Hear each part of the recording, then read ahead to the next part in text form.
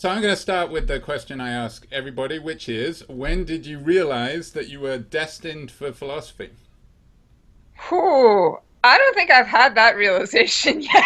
All right, when did you realize that this was something that you could devote a significant chunk of your life to? Yes, okay. So, I mean, I think for me, that was a realization that I had in stages. I actually got really interested in philosophy when I was in high school, just reading around through books and things. And so I knew I wanted to take a lot of philosophy classes in college. Then I took a lot of philosophy classes in college, and I knew I wanted to be a philosophy major. And then once I was a philosophy major, I just couldn't get enough. It sort of completely changed my perspective on how I thought about things, and I just loved it. It was like finally finding other people who thought about things the way that I did and had this sort of kind of quasi-obsessive interest in weird things that nobody else seems to care about. Um, So, like, what kind of and weird things? I think some of the problems that really gripped me were things like knowledge of other minds. How do I know that what looks like red to me looks like red to you? How do I know that the word red, as I use it, refers to the same thing that it refers to when you use it? How do I know that, when I'm talking about the sensation that something tickles? Do I have any reason to think that you have the same sensation? So this idea that like every single person is stuck behind their own eyes and in between their two ears. And, we can talk about things, but you don't ever know what it's like to be somebody else or to experience the world from behind their eyes. And this leads to all sorts of interesting limitations on what you can really know and what you can know about how your experience generalizes. And so those sort of skeptical problems were, I think, some of the first problems that really gripped me. I think the first philosophical problem that really, really, really fascinated me was Hume's problem of induction. So the idea of, is it rational to believe that the future will resemble the past? Well, it seems like the best reason that we have for thinking that the future will resemble the past is that in the past, the future has resembled the past. So our belief that the future will continue to resemble the past sort of relies on the fact that the future will resemble the past. So Hume says that's not that rational. And seeing that problem laid out for the first time, I was just like, whoa, that's incredible. Um, But so you so fix that by going out for a nice slap-up meal, according to Hume. that's right. That's right. I did always kind of love Hume's solution, which is just like, Stop people aren't thinking about rational. philosophy for a while. Yeah, just everybody relax. You're not as rational as you thought you were. That's life. There's something quite, I don't know, soothing about Hume's solution to it. Um, but yeah, so by the time I was ready to graduate, I just knew that I wasn't done learning about philosophy, and that's why I wanted to go to graduate school. It wasn't necessarily because I thought I was capable of being a professor. Um, I just felt like I had more stuff that I needed to know. Um, and so, yeah, I just kind of, It it was a little bit snowballed. like yeah, it was a little bit like a drug. I just kept needing that next hit. And It's kind here of I am. interesting that what initially pulled you in was, I mean, a psychiatrist might say you had this view that you were alone in the universe and that the world was just a simulation and that there were these things that looked like other people that are making noises, but you couldn't quite believe that they were real. Well, I think, probably I had the experience of just being like, a little bit weird, a little bit odd, a little bit, and always, asking, to ask questions, and people would be like, "Why did you ask that question?" And so, that's then I think if you're a little bit odd and a little bit weird and a little bit your experience is a little bit different than people in your surroundings, then it leads you to wonder. It's like, well, does everybody experience the world the same way I do? Is it like, why do people think what they think? Why do what is truth anyways? So yeah.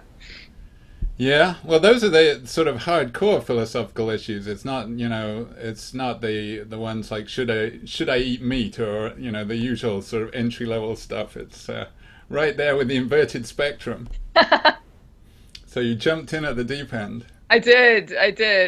I'm one of those weird people who, like, my philosophical interests have gotten more applied rather than less applied as I've gotten on in my career. I think, Right, right. yeah, a lot of people get into it by wondering, should I eat meat? And then they end up wondering whether, tables are real. I got into it like being pretty sure you probably shouldn't eat meat, but really confused about whether tables are real. No, I went to grad school with a guy called Jim Stramel who was writing his dissertation on philosophy of math, and then he switched over to writing about gay issues, and it was like, and that actually reminds me of Moore, who was sort of a pioneer writing on gay stuff. And he was like, he only got into it when he had to teach this summer class to mostly jocks. But he's a Plato scholar and Right. interested in those kind of issues. And only later, well, I guess I better talk about this. Yeah. So yeah, and in your experience, it sounded like you found reading some work by respected philosophers very upsetting, and it sort of led you to want to rebut that. I mean, Parfit and Singer, these are huge names, and what they say about disability, you seem to find very hurtful. It bummed me out a little, I'm not gonna lie. Well, Yeah, particularly in a field that you've come to and you've this is my home, and you yeah, find people talking shit in your home. exactly. I had come, and it was really this feeling of, for me, finding philosophy was this feeling of intellectually coming home. It was like, oh, these are people who think like I think. These are people who, approach intellectual problem solving the way I do. So that the methodology of analytic philosophy just felt very natural to me. That was kind of how my brain works. It's kind of, if you're ever teaching a big introductory philosophy class that has like 150 students in it or something, and Not you not a problem we have here at UM yeah, Flint, but yeah. you teach you teach like Descartes' skepticism problem or something like that, and you usually, the majority of the class is just sitting there and they're like, oh, cool problem, right? And Right. then you've got like the two kids down on the front row who are just like, my life will never be the same. You just blew my mind. um then Don't you I feel a think bit guilty at that point? Oh God, I've ruined your life. You could have been rich. you, you could have been okay. Yeah. But yeah, so I did have this. It really was kind of this experience of coming home, except that I'm a person with a disability, and so I quite excitedly, because I'd taken disability studies classes and I was into disability theory from like the English department and things like that. So I was like, okay, cool. What does philosophy have to say about disability? And so the two biggest arguments that in fact, the only arguments that I encountered in philosophy classes when I was an undergraduate are Peter Singer's argument that euthanasia is morally acceptable for infants in cases of disability, and then Even Down syndrome, kind of shockingly. yeah, or hemophilia is the case that he uses in practical ethics. That's like his example case. So we're not talking only the most severe cases of what have you. Um, so, and then Derek Parfit's handicapped child case, which is the case where he says, so imagine you could conceive a child now, or conceive a child in a year's time. If you conceive a child now, the child will have a disability. And if you conceive a child in a year's time, the child won't have a disability. And this isn't actually a case that has anything to do with disability per se. It's meant to be this problem for person affecting ethics. But the intuition that the case starts with is, obviously you do something wrong if you have a child now. So Right. obviously you do something wrong if you knowingly have a disabled child, if you could have had a non-disabled child in a year's time. And then the idea is, okay, so how can we say that it's wrong if there's not a person that you harm, et cetera, et cetera. And so those two cases combined, that was the only talking about disability that I encountered in philosophy as an undergraduate, and it was also like they're two huge names in analytic philosophy, and they're also two people who I have tremendous respect for them as philosophers, and I have tremendous respect for their work. I also have tremendous respect for them. I mean, I didn't know them at all personally, but I have just tremendous respect for them as moral thinkers, you know? And so that was kind of um, I guess in a way shocking to me, and certainly in a way hurtful to me, but also motivating. It also made me. That was one of the first times when I thought about, okay, I might end up doing some philosophy that talks about disability, because it seemed like it was no longer quite so easy an option to be like, okay, yeah, like I'm a person and I have a disability and I do philosophy, but I'm just not going to talk about it. When people start talking about disability in those terms in your, as you say, in your house, right? You're kind of, it becomes harder not to think about it and not to address it. So it was motivating for me, I guess, in a lot of ways. Yeah, well, and the result was this book, among Hey! other things, which I'm going to ask you a lot about, because this is your main product so far in your philosophical career. So let's dive into that. Okay. And I'm going to ask you to explain the difference between impairment and disability, just to start off with, an easy one to start with, and explain why that's important. Right. And why it is or it isn't important. Right. So this is a common theoretical distinction, both in like academic discussions of disability, but also it's a distinction that's written into a lot of legislation on disability. So the Americans with Disabilities Act, for example, presupposes a disability impairment distinction. Right? So the basic idea, and a lot of this way of talking and way of thinking comes out of a family of views which are broadly known as the social model of disability. So the idea is impairment is and for in answering your questions, I'm going to talk primarily about physical disability, and when there might be differences with cognitive or mental disability, we can flag that. But it's often easiest just to, and my book specifically is about physical disability, but impairment, for example, in the case of physical disability, would be it is just the biological condition of your body. So the physical features that's, and here's it's $1 million question of how you distinguish impairments from other things, but if we're just talking about paradigm cases of impairment, right? If you are a wheelchair user because of a lesion on your spinal cord, that lesion on your spinal cord is the impairment. That physical condition, that is the impairment. And then the idea is that disability is what you get when bodies with impairments interact with a social environment. Right? So if you are in a wheelchair and you cannot access a space, you can't get into a building, or you're in a wheelchair and you can't hold a certain job, or you're in a wheelchair and etc., that is disability. So disability is the disadvantage that is created by having an impairment. That's the disability impairment distinction as it typically is understood.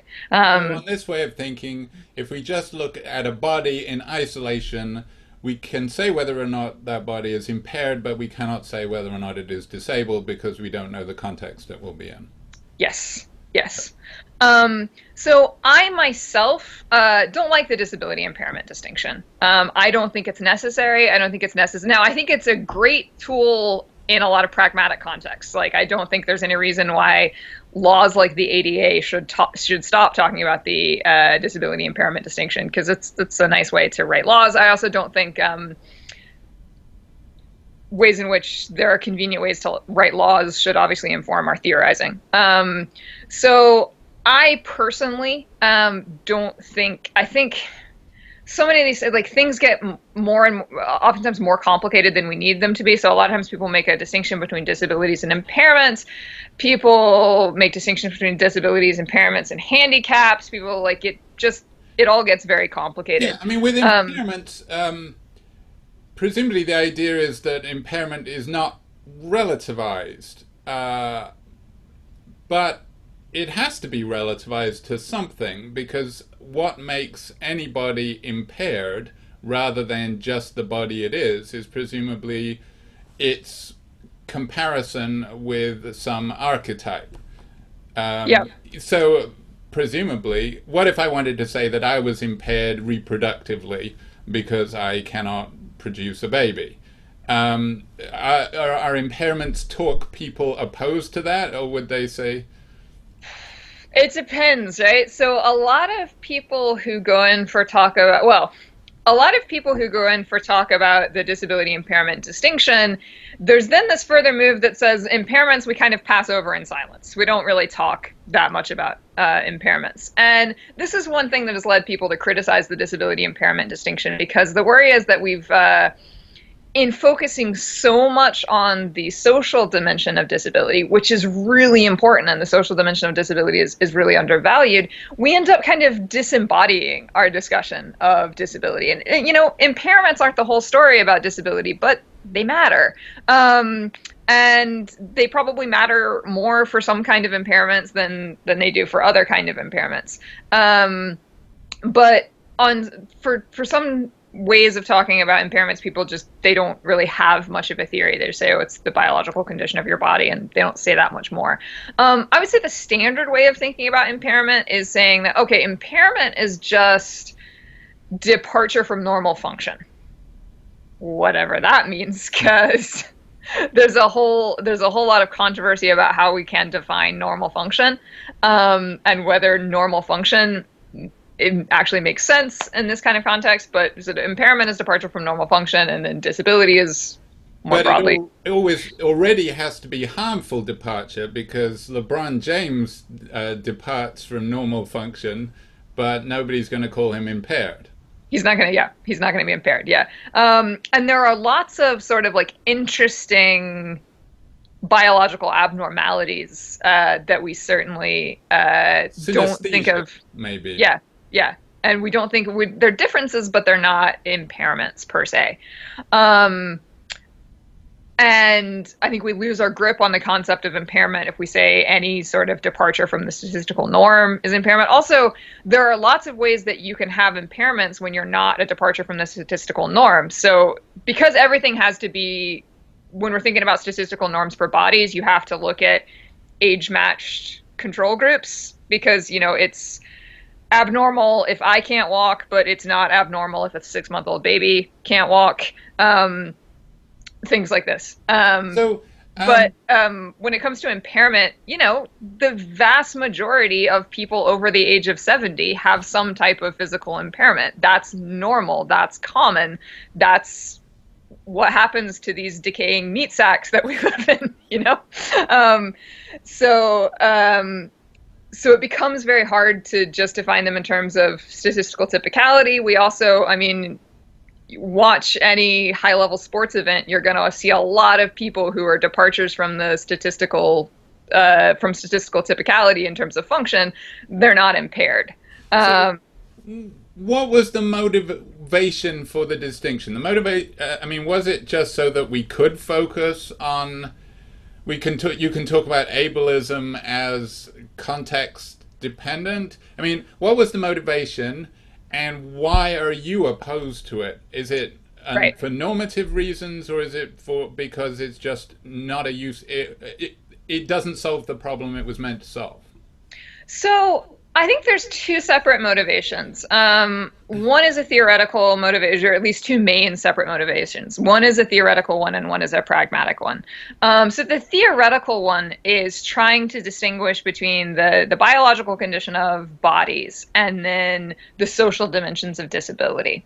So the social model of disability says that, okay, there's impairments, which is just what your body is like. But then there's disability, and disability is the disadvantage, the social disadvantage that arises from the fact that we've set up our society in a way that doesn't accommodate certain types of impairments, right? So disability is entirely about social disadvantage to certain types of bodies. And then the thought is often, in the absence of uh, limited access, barriers, stigma, prejudice about disability, we would still have impairments, but we wouldn't have disability. Disability arises because of prejudice against certain types of bodies. And by prejudice here, I don't mean just like how you think about people. Prejudice here isn't just like in the mind. It's also, if you build your buildings without thinking about how some people are going to get into them, that counts as prejudice on this type of view. Maybe you could speak up in favor of this distinction, because you can say at least it's not saying the solution is to change the bodies. I mean, the Yes. solution is just because, I mean, presumably a eugenicist would say the problem is impairments, let's get rid of the impairments. Whereas this is Yeah. saying at least, no, we want to allow people to have the bodies that they have, and our job is to accommodate them rather than to make them fit a mold. So you can see that you might say there's something to be said in favor of the distinction. Yeah, and I think so. I mean, my own view about this distinction and my view about the social model more broadly is that while I myself think it's false, I don't think it's the right way to think about disability. I also think it's been such a tremendously useful, influential, helpful way of thinking about disability, and then it might well have been a phase that thinking about disability absolutely needed to go through So politically. you're Kind of like like Marx with capitalism. I mean, there's a sense in which you see this a lot with progress and social movement. So I think the "born this way" rhetoric about sexual orientation is almost certainly false. There's probably some genetic components to sexual orientation, but there's also a lot of other components to it. And it's probably a little bit different for women than it is for men. It's for probably different people are different. There's probably no one, we're probably not going to find a gene that tells you whether or not you're gay or straight. And I think there's more to sexual orientation than just being gay, straight, or bi. Nevertheless, I think the idea of orientation being homosexual sexual orientation being natural, of people being born this way, I think that was an overwhelmingly useful, important kind of phase for thinking about sexual orientation to go through, and politically it accomplished so much. I kind of feel the same way about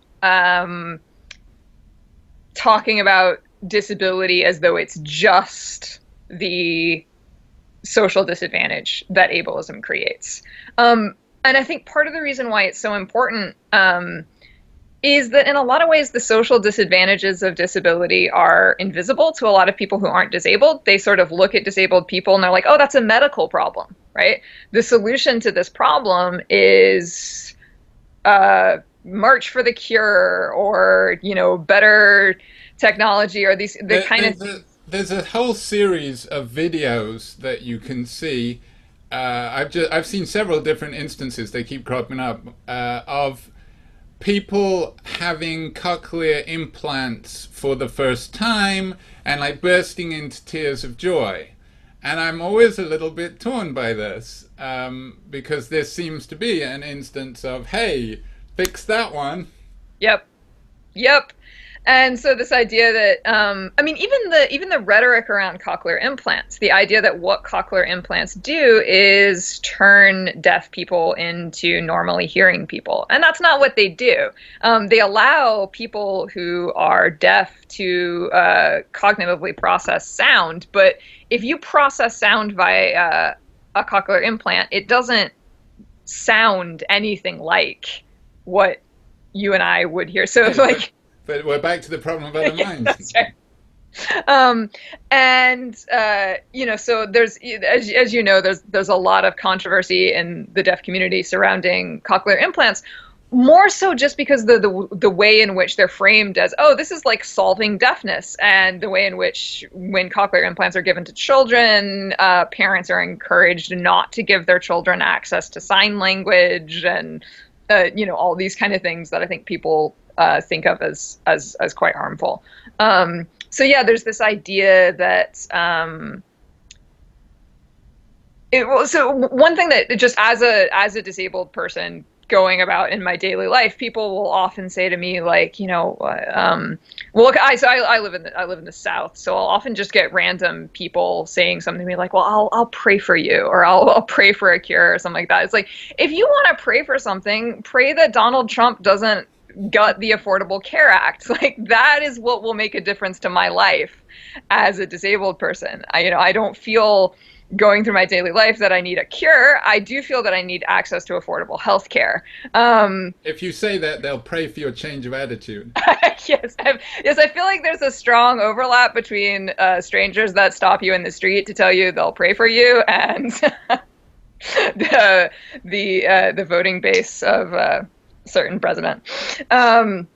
But yeah, so I think it's so valuable to focus on the social dimensions of disability, partly because they are so invisible, and I think non-disabled people don't tend to think about the problems of disability in those terms. I think it's hard for a lot of disabled people to think about the problems of disability in those terms. You sort of think of disability, especially if your disability is kind of conceptualized as a medical issue. It's like, oh, this is like just my own little private medical tragedy, and if I've got a problem, that's something I go to a doctor for, rather than something you write to your congressperson about.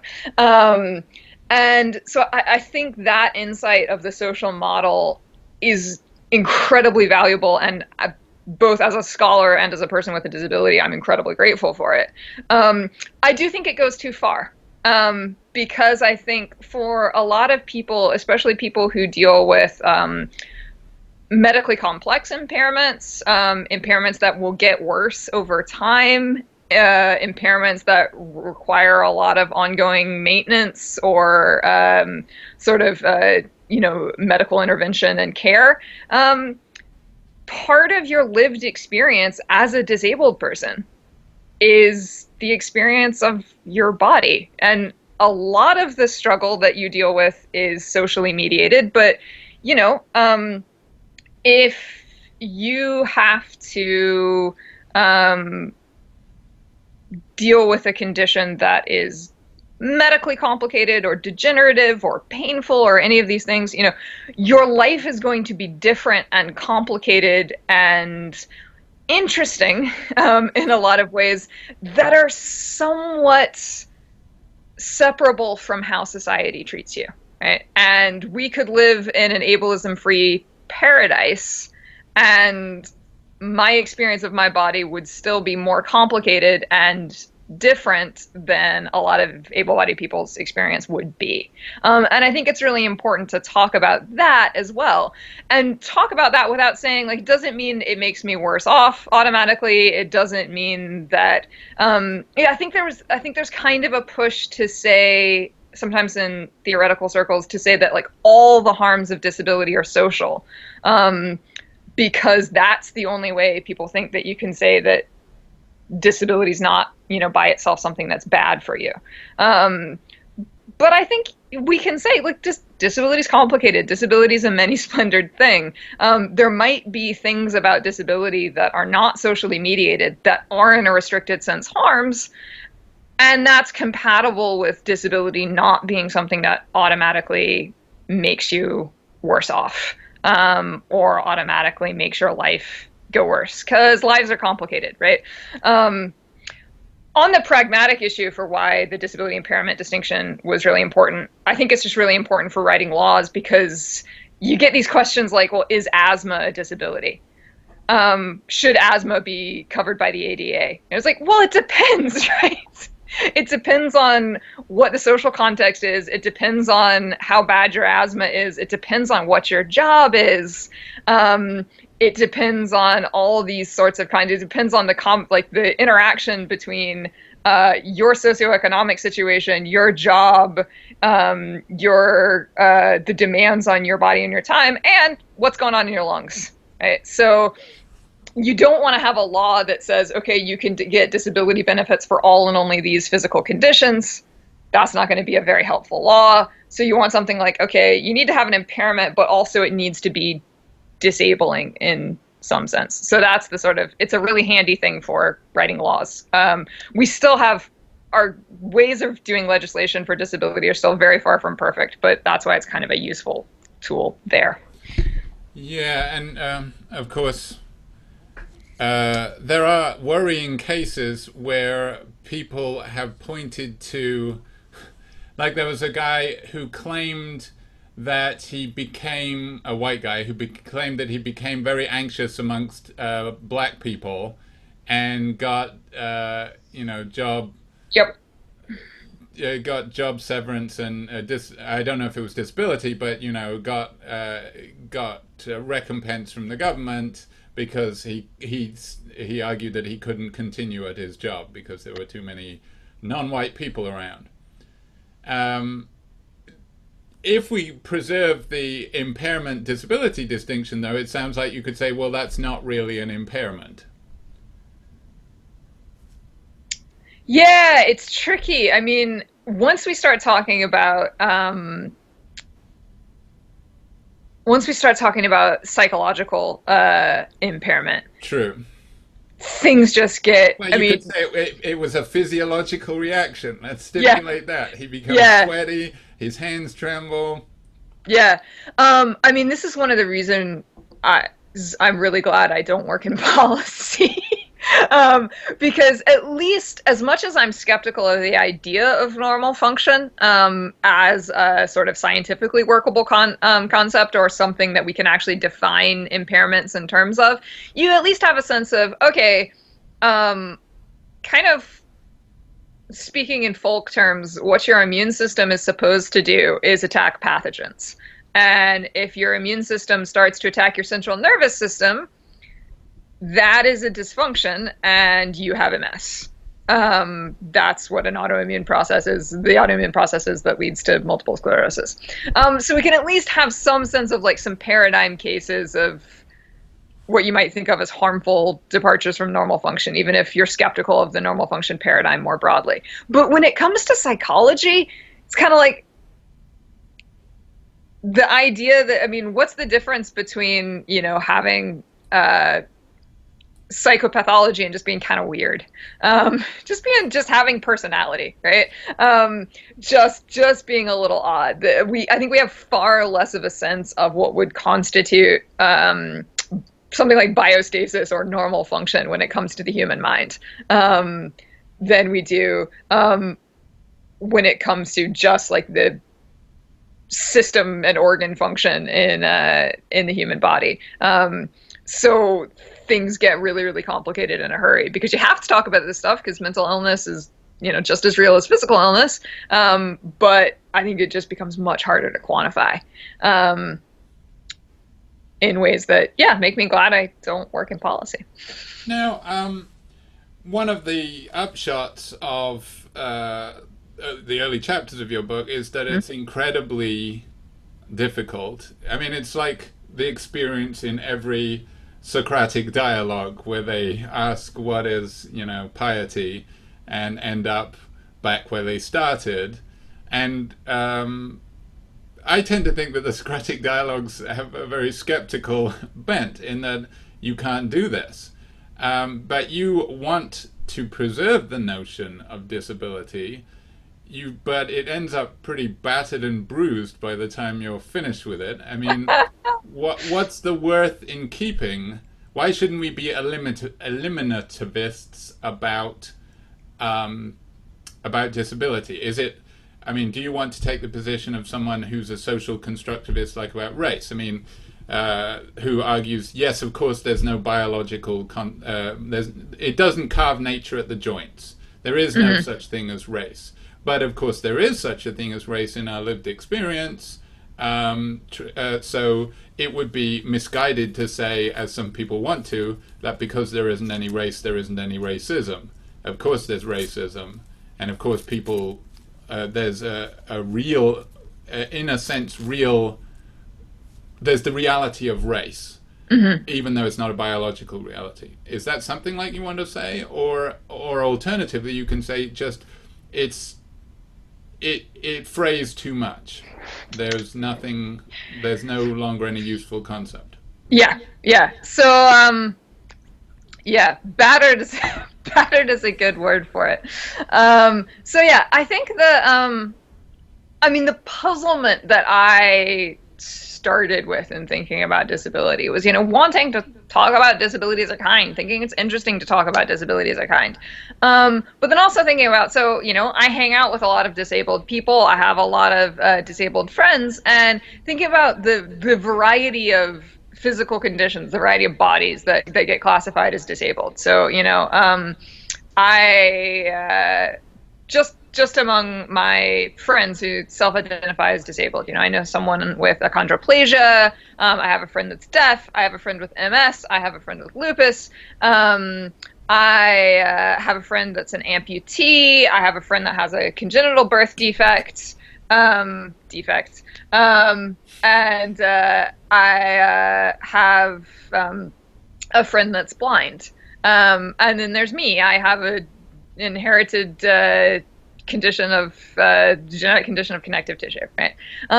And so I'm sitting there and I'm thinking about, like, if you were just kind of trying to say, what do all these bodies have in common with each other? Right? I don't think there is a natural kind. I don't think there's a unified story. And I go through some of the common ways of trying to say, I don't think you can say it's departure from normal function. I don't think you can say it's loss of an ability. I don't think, any of these standard ways of doing it. I don't think there's a good way of saying what it is that people who we think of as sort of not just disabled, but like paradigm instances of disability. I don't think there's a good way of saying what they have in common, just in terms of talking about like the physical condition of their bodies. That being said, if you ever hang out with disabled people, when you get a group of them together in a room, like, they won't shut up about talking about, oh, right, have you had this experience with access, and oh yeah, and when you go to doctors are the worst. And they will, like, socially, we have a lot of experiences in common. Now, intersectionality matters, right? It matters a lot what your class background is, what your socioeconomic background is, what, your race and sexuality and all these things. But as disabled people, I think we do have a lot of experiences in common. And so I think kind of what I wanted to do is say, okay, well, is there a way of talk about a social kind here, talking about a way in which we might have something in common without saying there's some way that your bodies all have something in common. There's some way it's like, oh yeah, these are all like the busted people, or something like that. And it's tricky because, as like I'm trained in feminist philosophy, the default is to always default to something like, well, it's how people perceive you, or it's your social role, or something like that. And I don't think that can be quite the right story for disability, because, being disabled is partly how people perceive you. But it's not entirely about how people perceive you. It's also partly just to do with what you are like physically, what your body is like. So I ended up trying to argue that disability is a social kind. It's a social kind that's interesting, really, insofar as it's been useful in organizing people in a civil rights movement. So it's a social kind based entirely on the idea of solidarity, so that people can get together and say, "Oh, right, because of what our bodies are like, we have these shared social experiences." So then, in a sense, like disability is a matter of what your body is like, but it's kind of a socially constructed matter of what your body is like. It's the like because we think of bodies, so we think of certain types of bodies as particularly defective or wrong, or medically something's up with them, or they're broken in some way. That way of thinking about a certain about certain types of bodies creates a sense of common experience for people with those types of bodies. That was kind of the view I ended up with. But yeah, basically, if you want to read an exercise in philosophical struggle and unhappiness, you should read the first chapter of my book, because I'm so like, I kind of wound up at this option with like, this is the only view that I've not been able to like come up with counterexamples that I'm so wildly unhappy with. But I'm I hope other people can do better than I did. So you wouldn't want it to wither away, is what I'm saying. Exactly. Yeah. I think I wouldn't want to be an eliminativist. I wouldn't want to be an error theorist, because I think disability is real, and disability is more than what a lot of what Appia says about race, or Naomi Zach says about race. Well, race isn't real, but we have racial identities or something like that. I think when it comes to disability, we have to say more than you have disability identity. Right? Because you can be disabled and not have disability identity. And interestingly, you can have disability identity and, at least on my view, not be disabled. The Rachel Dolezals of disability? Yeah. People are weird. The human mind is a complex thing. So this is different from Munchausen syndrome. Yes. Yes. So there's crash course in ways in which physical disability and certain types of psychology interact. So Munchausen syndrome is when you harm yourself in an attempt to mimic a medical diagnosis or to receive medical care.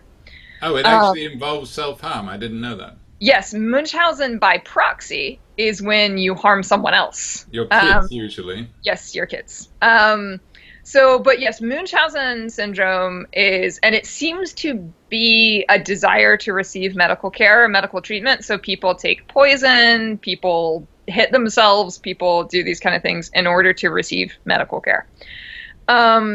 Factitious disorder is when you don't engage in self-harm. You just fake all the symptoms of a illness or a disability. Well, when you say fake, do these people think they're faking them? Would they pass it? Well, there isn't a reliable lie detector. Yes, it's very difficult because, all we have to go on is what people say, right? So there seems to be very much a difference between factitious disorder and what we might think of as somatoform disorder. So somatoform disorder is when you have physical symptoms that don't seem to have any kind of organic cause, but there's no intentional mechanism behind it. You are expressing, it's not like our minds are separate from our bodies. One way that various types of anxiety, stress, emotional pain can sometimes manifest is in physical symptoms. Just like sometimes the way that physical symptoms can manifest is in, psychological symptoms. So one difference between factitious disorder and somatoform disorder seems to be that people know that they're doing active things, like that they are faking blood test results, that they are, doing things to intentionally make themselves look a particular way, or that, but they often think that they're doing this in the service of having their true self recognized. It's not 100% clear what that means, and I don't know. Yeah, I'm not a not a psychologist. Don't know enough about the literature there, but yeah, people with factitious disorder seem to be aware that there's some element of intentional trickery going on, but I don't think they would go so far as to say, "Oh yeah, I'm just making all this up." Like they think there's an element of truth going on, and they are then engaging in some mimicry to get their true self recognized. This is then different from people who identify as transabled. So people who identify as transabled, and typically it is with respect to a particular type of physical disability. The most famous cases are the amputee cases, but there are people who identify as being a T4 paraplegic, a T4 spinal cord injury. There are people who self-identify as being blind. It's actually quite common. One that's quite common is deaf. They call them the deaf wannabes. And so people feel very strongly that this is their true self. But they don't, for example, puncture their eardrums or anything like that. Um, they sometimes will try to. They will often seek medical treatment. I know the case of the people who feel like their limbs are not their own and they want those removed. Yep, body integrity identity disorder. People who so the term that people who have bodily identity integrity disorder often prefer is transabled. So they will seek confirmatory surgery or confirmatory medical treatment, which Now, is actually how are these individuals viewed by, say, disability rights? I mean, this sounds like they would have similar issues like trans women used to have in, like, there's a camp in Michigan that was a women's festival, oh and there yes, was a the dispute Michigan about this. Women's Festival. Yeah, Right, women born women, women spelled with a Y. Yes. right, right. So, Um, is there a similar thing in the disability community? yeah, so I mean, as all communities are, there's a very wide spectrum, Yeah, right. a very wide spectrum of views. Um, and Which is the I, danger of defining disability in a way that is socially constructed, because then you get these disputes yes, about who gets to come in. yeah. And I think, border disputes and, Are policing disputes unavoidable. are unavoidable, and they're also just so tricky, so Right. hard. And I think it's particularly issues of gatekeeping are particularly difficult in cases like disability, where unfortunately the world that we live in is one in which accommodation is a scarce resource. And so oftentimes by claiming disability, you are claiming the right to accommodation and, the need for accommodation. And in situations where that's a scarce resource, I think sometimes the kind of grumpy gatekeeping that you will see from some disabled people is, it's moderated by the fact that there's a limited amount of resources to go around. And I think actually where you see the most amount of grumpiness from disabled people is towards what you might think of as like trendy diagnoses for the worried well, who who will then and it's just incredibly fraught and complicated because, of course, so many times, especially for diseases that more commonly affect women, or their symptomatology is more vague, we think of them as less important or less real, and the people who have them are pathologized. And there's like the disability community has an unhappy history of this. For example, there was a very long period in which they didn't want to have anything to do with people who were HIV positive.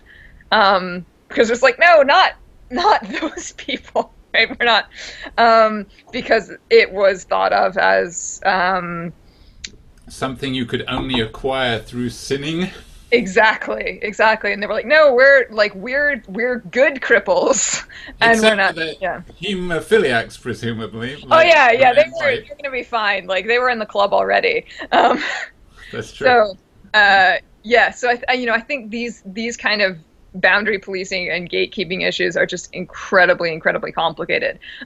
In the case of transability, I think one thing that the disability community has pointed out that is interesting, right, is the way in which people react.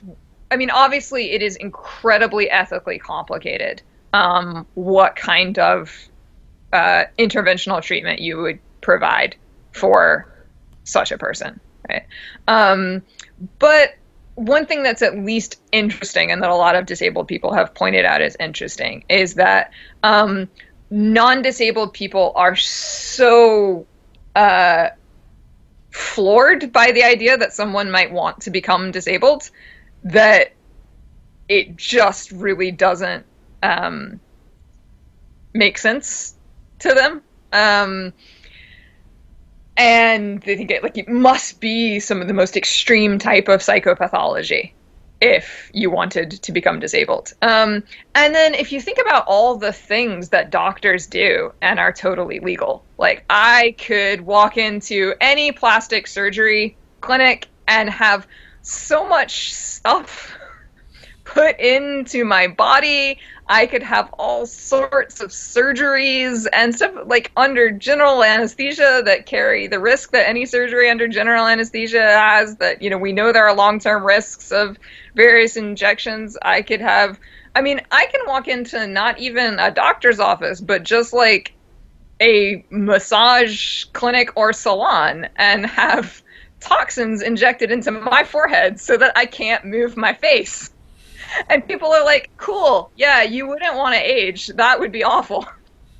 Um, and this is all just like completely legal, and nobody talks about the Hippocratic Oath, and then we're like, oh, well, we just, it's patient well-being.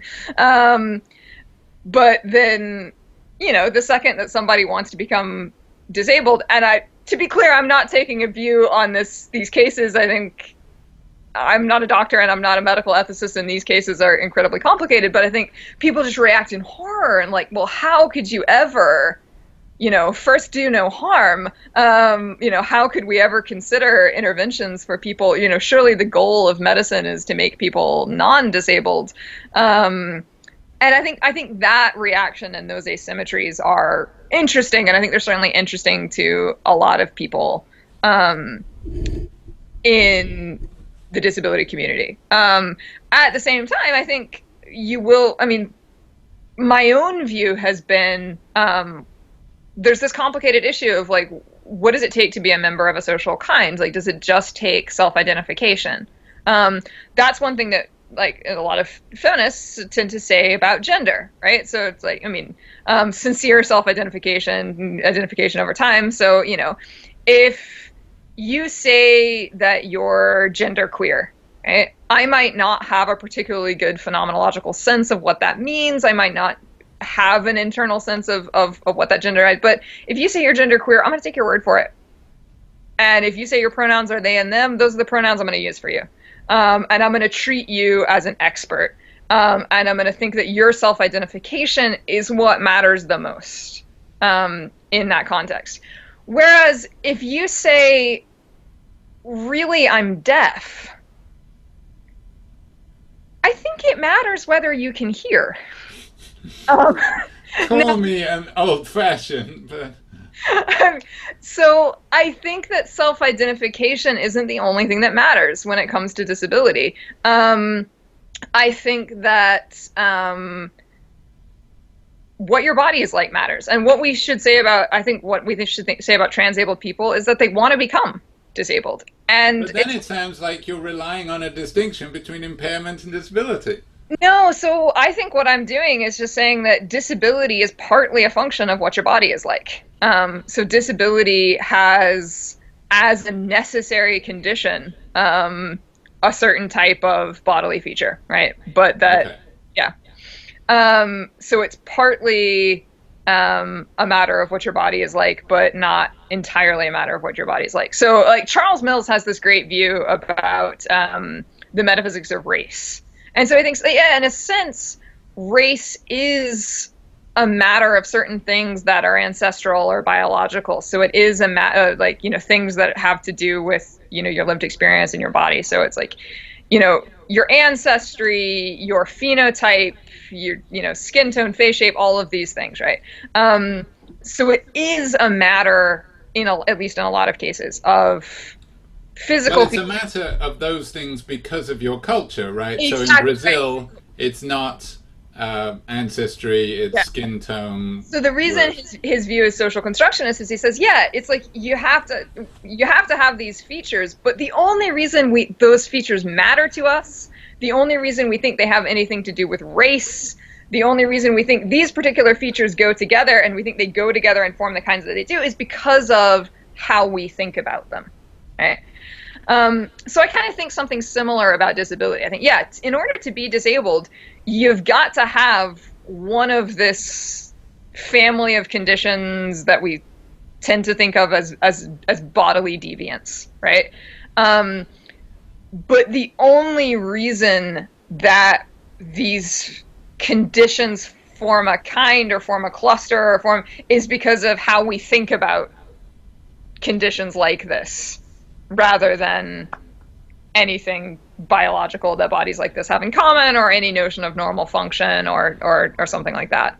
so presumably, in a culture that was much simpler, where there were, your life was much, say, I should avoid saying simpler, but you know what I mean. Say, Kalahari Bushmen, where small tribal groups, very non-technological lifestyle. Uh, who would count as disabled would be different from someone here, because So yeah, it's tricky. there are So fewer tasks. For example, I don't know, if you're part of a very cohesive group, you could get away with being deaf, perhaps, and you don't need very good eyesight, provided there are good hunters in the group, or you don't need to lead it for small, tiny tasks or anything like that. yeah, That kind of thing. so I think I have a kind of a two-part answer to that question, and that would be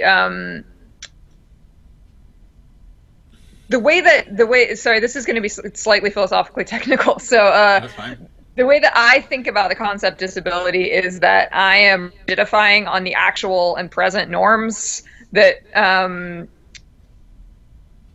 current civil rights movement has for thinking about a concept. So thinking about what a disability is. So I kind of think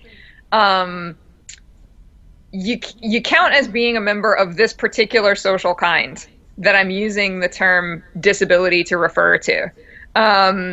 I think there's a lot of different things you could use the term disability to refer to, and it means different things in a medical context than it does in a legal context than it does in a we're sitting in a philosophy seminar context. So I think there's a particular social kind that's picked out by the activities of a social justice movement, and I think you're a member of that kind just in case these facts about norms and stigmas apply to you, right? That doesn't mean that this concept of disability or this social category of disability would be particularly salient in your social context or useful in your social context, or the thing that the word disability should refer to in your context, or that kind of thing. So I actually, so cultural context is an interesting variable here. So there's been some interesting anthropological work in regions of Central Africa as one good example, where they wouldn't recognize anything like the category of disability that we have, because basically they have a distinction between roughly translated people who are faulty and people who are bad. And so there's a small subset of disabilities that are morally laden in some important sense, that are meant to be like signs of bad looks and malfeasance, that kind of thing. And then there's another thing that's just like, that's just life. And actually, people who are faulty are significantly less stigmatized than you might think of disabilities in a lot of Western contexts. But people who have the conditions that they think of as bad, it's like really big deal.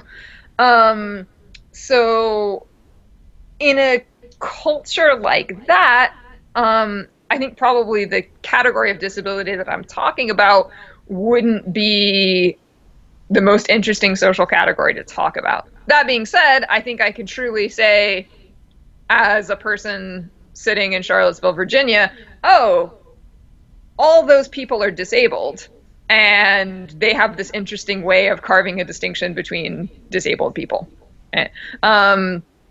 Another really interesting cross-cultural example that social anthropologists have done a lot of interesting work on is Hmong society in Vietnam, where there's a family of neurological disorders, but most famously epilepsy, that they just don't recognize as bad things at all, because they see them as signs of basically like divine blessing, and so they're kind of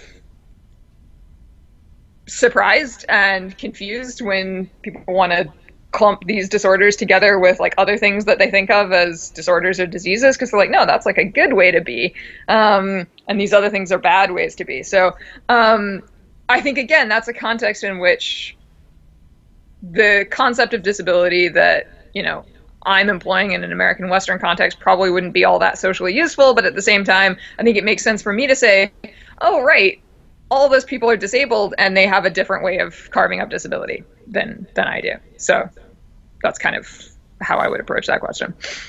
Okay. All right. Next question about your book. What is your value neutral model? Oh. And your answer will have to take in Dostoevsky and the cancer survivor who is glad that he or she has had cancer. Right. Okay. So in a nutshell, right?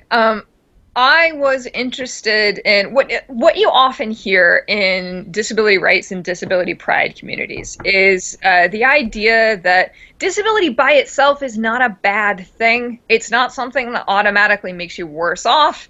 And you often hear even more positively, disability is a natural part of human diversity. There's been fascinating studies on disability rights activists when they're offered the following question, like, if you could take a magic pill that would instantly remove your disability with no side effects, would you take it? And the majority of this was a study that looked at activists with the civil rights organization ADAPT, and the majority of the people surveyed said they wouldn't take it. So, you know, people have these, it's quite common within disability rights circles to have this attitude to disability that says, you know, I don't think my disability is bad for me. I don't think I would have been better off without it. I don't think that disability is something that by itself or intrinsically makes your life go worse for you. Also, people tend not to think it's something that automatically or intrinsically makes your life go better for you. I mean, I'm sure you get that view somewhere, but you know, it's just one of these things, right? It makes you different, but it doesn't automatically make your life better or worse, and it depends on what you combine it with. It depends on what else it's combined with, and you know what you're doing with your life. I think, sorry to interject here, but do you think that the culture we have, particularly in the United States, is particularly bad?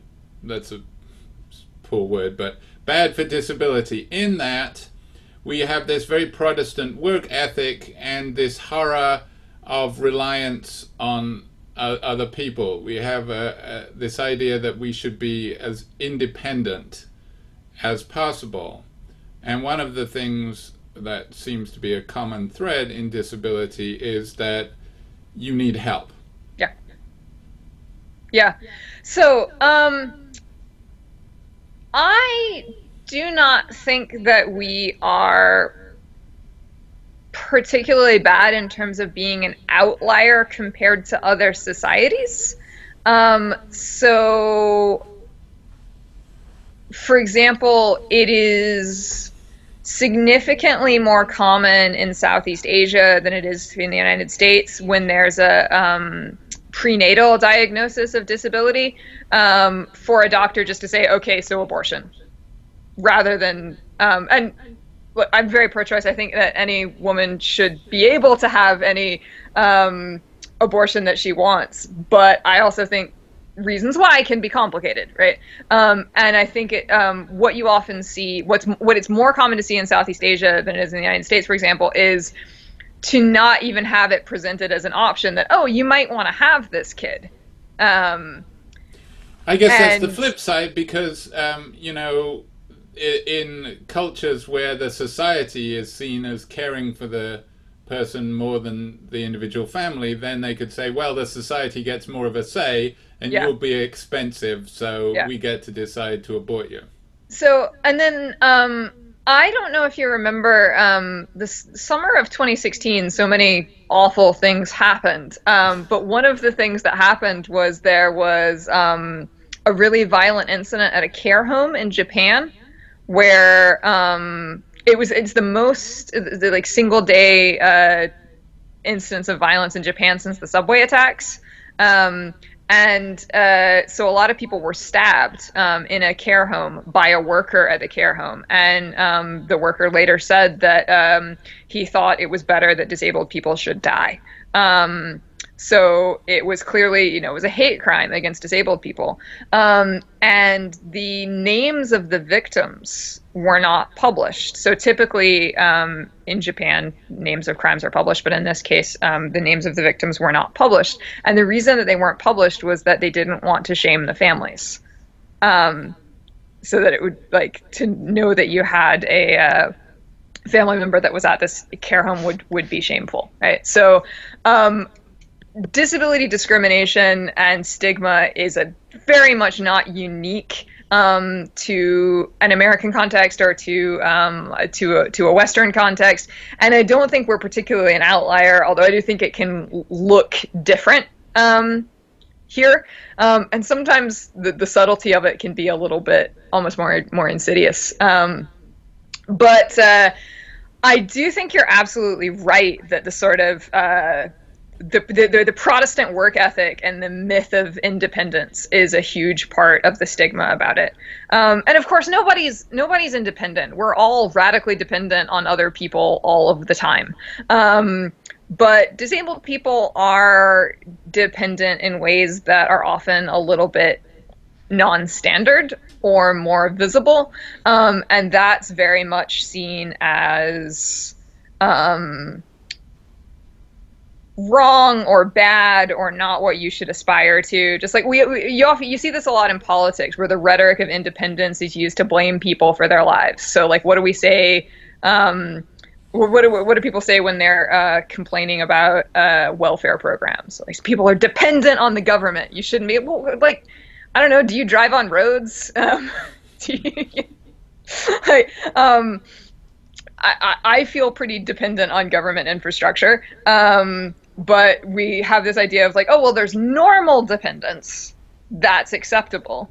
And then there's pathological dependence. There's stigmatized dependence. And so I think a lot of times when it comes to disabled people, it's pathological dependence, it's stigmatized dependence. And even when a lot of disabled people don't experience it that way in their lives, they don't experience the way in which they need people as pathological, because everybody needs people. And we need to be a part of community. And I think sometimes people who are disabled, Eva Kite has wonderful work on this, but people who are disabled can experience their dependence as a very life-affirming thing, and as a very emotionally affirming thing, and as a very positive thing. But that's an uncomfortable thing to talk about, because we have this idea that you're supposed to be independent, and that we can measure the value of a life by like how many hours you can work, and um, you know how much you're contributing to the global economy, or um, that. And also, if you're disabled, presumably you feel that those on whom you depend, like your family members, are doing something that they didn't sign up for. Yeah, yeah, yeah. And there's the sense of there's a difference between sort of expected and unexpected dependence. So we expect dependence at the endpoints of life. So we expect babies to be dependent, and we expect old people to be dependent. When somebody in their 30s is dependent, we're kind of like, oh, this is not what we expected. Yeah, and I think for a lot of disabled people, there is a lot of guilt, and there's a lot of shame that you shouldn't you shouldn't have to rely on people. And exactly as you put it, this isn't what these people signed up for. This isn't and it is complicated, and I don't want to, even while saying this stuff about dependence, I don't want to downplay the fact that in our society, caregiving roles, including caregiving roles for disabled people, disproportionately fall on women. They are not financially compensated, and they are not plugged into a wider structure of, social care and social support and that kind of thing. So being a caregiver or a care worker can be emotionally exhausting. It can be physically exhausting. It can be financially draining. This stuff is a big deal. And so, it's great when we're doing disability theory to sort of sit back and be like, all of society should be changed, and really the fault is capitalism. But at the same time, there are real issues here, and I think it's very important when we're talking about disability, and saying things like, we value, there can be value to an experience of dependence. There isn't for everyone. Some people hate it. To not undersell the problems that affect people's lives, the real financial and social problems that can affect people's lives. Could that be said? Could something like that be said in defense of people like Peter Singer? So, for example, as you mentioned in your book, there's a very famous article by Harriet McBride Johnson, is that the name? Who, in the New York Times, who confronted Peter Singer because of the things that Peter Singer says about, infanticide. And I remember reading this and being sympathetic towards Singer because I thought that she was overstating the case. I mean, for example, she has this discussion of how she's talking to her sister, and her sister says, "How can you even talk to this man? He's like a Nazi." That's like talking to the Nazis. It's like people in concentration camps going to talk to Nazis. And I kind of bridled at this, saying, Peter Singer, and she of course goes to talk to him, but thinks that he misses an important part. And she presents him as someone who is nice on a person-to-person basis, but holds abhorrent views. It's like a nice concentration camp, someone who brings you chocolate before while you're in the line to be gassed. Now presumably what he would say is, look, I value your existence because you're an adult, you're obviously an intelligent person, you have desires, and you're happy and all that business. It's just that from the point of view of your parents, you're very expensive and they could have an easy kid, right? What do you say to something like that? I mean, it seems like you're kind of torn because, as you say, you don't want to get in the way of a woman's right to choose to have an abortion, and that's the kind of things that you consider. I mean, women want to have abortions when they're too young to think that they can care for their child.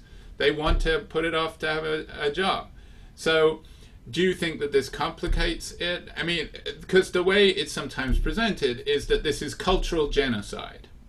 That if you have an abortion to avoid having, precisely because you don't want a disabled child, this is cultural genocide. It seems like you're in an uneasy middle ground about issues like that. Yeah, I'm in a very uneasy place with issues like this, partly because I think we spend so much time judging women's reproductive choices and blaming women for the reproductive choices that they make. And if I'm going to spend my time on something, it's not going to be that. There's a lot of things that make me angry and upset in the world that I think deserve my time. And I think that I don't particularly want to spend my time looking at the individual choices of women uh, about reproduction and blaming those choices. And especially, I'm not a mother. I've never made that choice for myself, and that's such a personal decision. And it might be radically different for different women in different contexts. But And suppose someone and came to you and yeah, said, yeah, "Okay, what do you think? yeah. So I'm torn about this. What do you say?" yeah. So I think that there are a lot of reasons why it's incredibly complicated, and I think a lot of reasons why you get the framing in terms of cultural genocide is that disabled people have enough experience of the way that disabilities are looked at in the world to really have the worry that any time we can make a choice between improving situations in society for disabled people or getting rid of disabled people, as not getting rid of as in killing people, but like trying to eliminate disability as far as we can, people are going to want to make the choice to try to eliminate disability as far as we can. And I think a lot of disabled people feel like not only is that going to have like bad effects on the disabled people that actually exist, but also that's bad for society. That in an important sense, people whose bodies are viewed as defective have something that we as a society need. Something to tell us about the human condition, something to tell us about, the way that the wide variety of which you can build good lives, and what good It lives. sounds very million. Um, I'm gonna, It directly parallels his argument for free speech, yeah, right? I'm Or gonna take that experiments in living. as a compliment.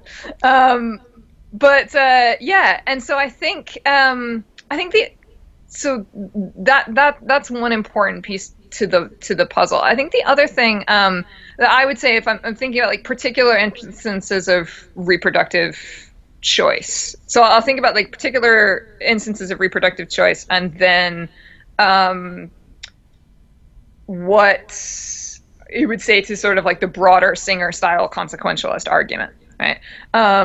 So for particular instances of reproductive choice, I think one thing that is so important to emphasize is that we, as close as we can know anything in psychology, of course, so the replication crisis is a thing, and the empirical data here is shaky, but we have a really, really solid base of evidence that suggests that non-disabled people are just really bad at thinking about disability and thinking about well-being in the context of disability until they've experienced it, I, either for themselves or their children. when I was a kid, I remember writing a story about someone who was blind, and I was a teenager, so I really threw myself into it, and it was like despair and misery. And I just remember, I thought this was one of my better stories. It was like achingly almost suicidal. And then my teacher just said, I don't think blind people are really this miserable about being blind. And that was an early lesson in this point. Yeah, But yeah, that was as a teenager, I thought, oh, it would be terrible. It would be absolutely appalling. I can't imagine wanting to can't go imagine it. on. Yeah, The things that I love to do would be stolen from me. But then there's all these studies that after something catastrophic happens to you, like an impairment or paralysis, within a year, your level of happiness is pretty much the same as before. Yeah. Yeah. And so I think we tend to think about it solely in terms of limitation and in terms of lack. And of course, you don't want that for your children. Nobody wants that for for their children. And we don't think about it in terms of, I mean, for a lot of disabilities, I mean, certainly for mine, there absolutely is limitation. There is lack. There is loss. There is profound loss. There's gain. There is all kinds of gain. There are experiences that I never would have had. There are ways of living that I never would have been exposed to. And I think, you know, if I'm thinking about how my parents would have seen my future, like they would have seen all the loss and they wouldn't have been able to think about the gain.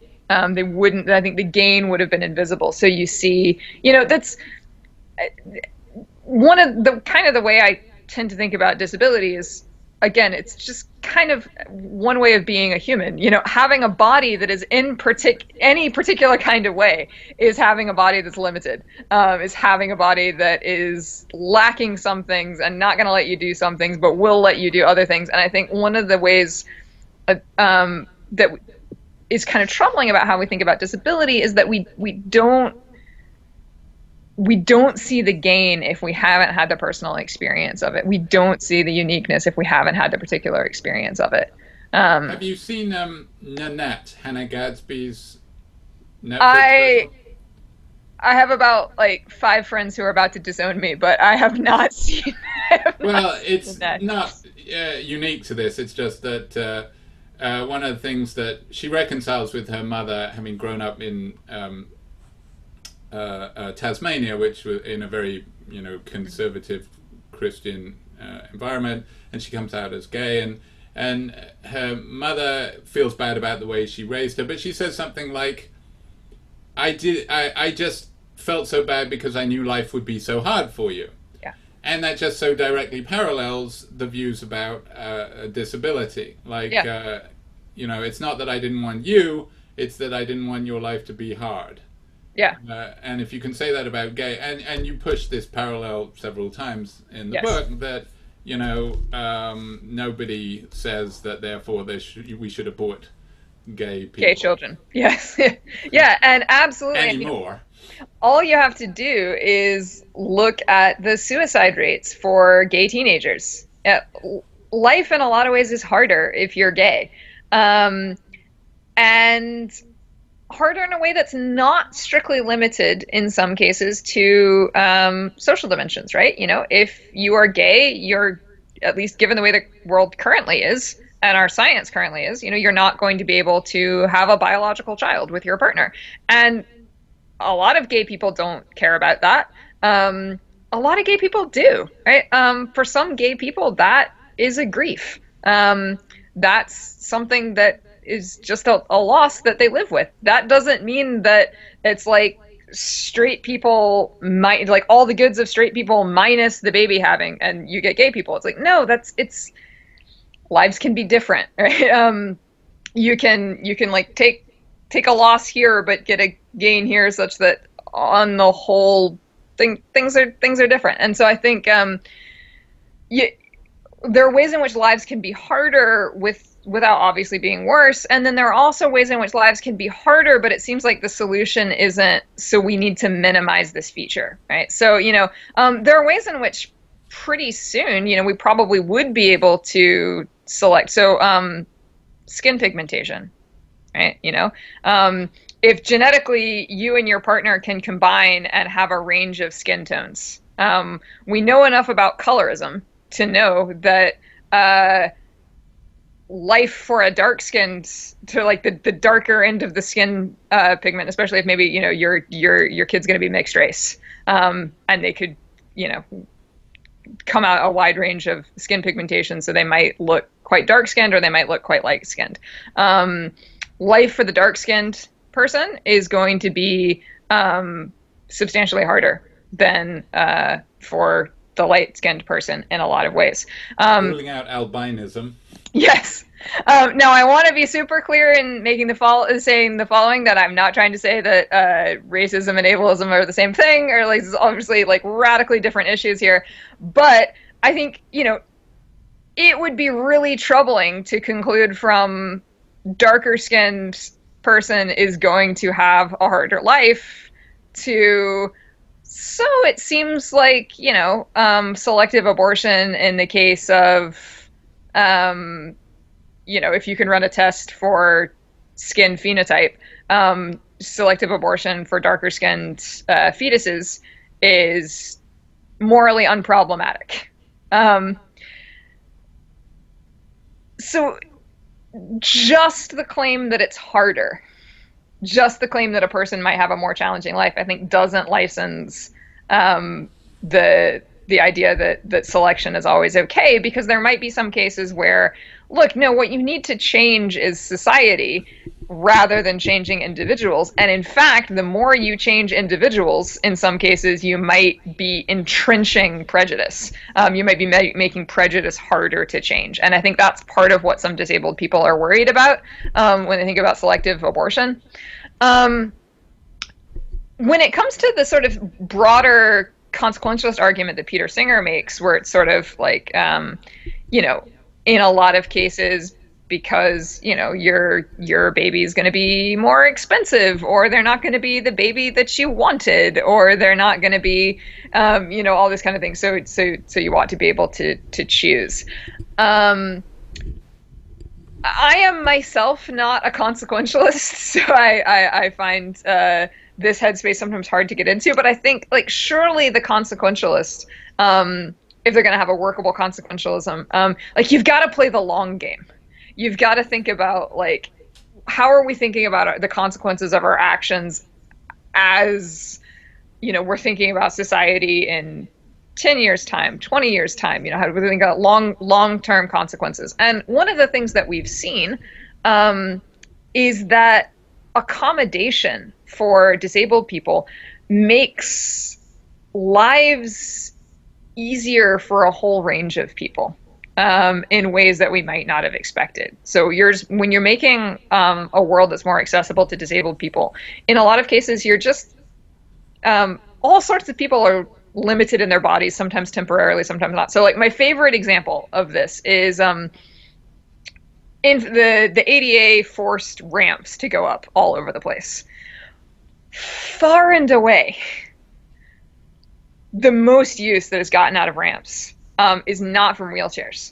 It's from strollers.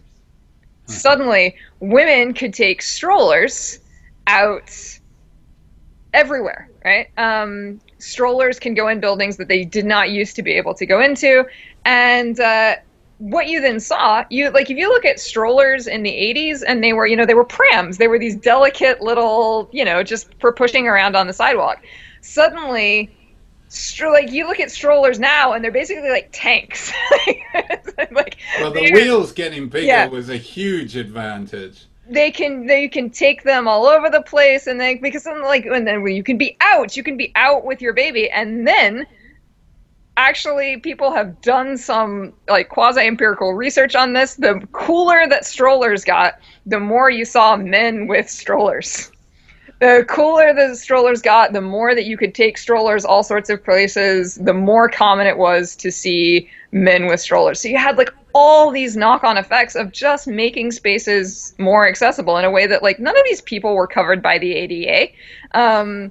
But, and of course, like, the God's honest truth that no one likes to talk about when we talk about disability is that most people will be disabled before they die. Well, that's another thing I want to bring up. Yeah. Does being old count as being disabled? So it depends on who you ask. I kind of don't care about this question very much, but I think most people will have bodies such that they will need accommodation. They will need the kind of accommodation that people with disabilities are arguing for and fighting for. They will need help. They will need caregiving. Most people will have that kind of body before they die. Now, do you want to call that disability, or do you want to say we shouldn't call it disability because it's normal aging and it's not pathologized in the same way? Or that's kind of a terminological question that is is not a hill I want to die on. Most people will need the kind of accommodation or benefit from the kind of accommodation that disabled people are arguing for and promoting before they die. And people are living longer, but they're not living in sort of what you might think of as full unimpaired health for all that period. So like you're going to need it for a significant period of your life if you're lucky. Right. So you should consider it a privilege if you have a long period of your life where you need these accommodations. So in a way, this is something that I think a lot of disabled people would argue. This is, especially as our population ages, as people are living longer, this is just something that we need. This is something that promotes general well-being. We're not that nice to disabled people. We're pretty crappy to old people too. And so, like, as I get older, I'm getting more radical. Yeah. So yeah, I think the experience of struggling with your body, for most people, it comes pretty close to universal. But on the other hand, it's very common for old people to moan about being old. You can say, I'm glad. Perhaps there are some exceptions, like, for example, in the Republic, where I've forgotten the old guy, but he says, phew, I'm glad to be old so that sex isn't an issue anymore. I don't have to worry about it. I don't feel the urges anymore, and it's sweet. But other than that, it's very common for old people to bitch and moan about being old.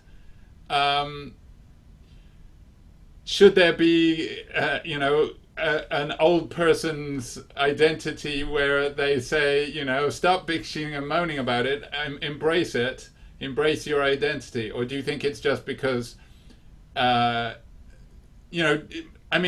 there was a Grey Panthers movement, wasn't there? I think so. Yeah. Yeah. But yeah. Do you know what I mean? That seems to be presumably what the bad difference. People can say, well, hey, look at the old people. They're all complaining. They want to be young. That's directly parallel to being disabled, because the reason why they want to be young is because they're losing abilities and life is more painful. Yeah. Yeah, Like so I think Billy Crystal said he was going to call his biography "Everything Hurts." there's a great episode of Parks and Recreation where Leslie Knope is working with a senior center, and she talks about like their number 3 social complaint was lack of ramps, right behind "Everything Hurts" and "I'm dying."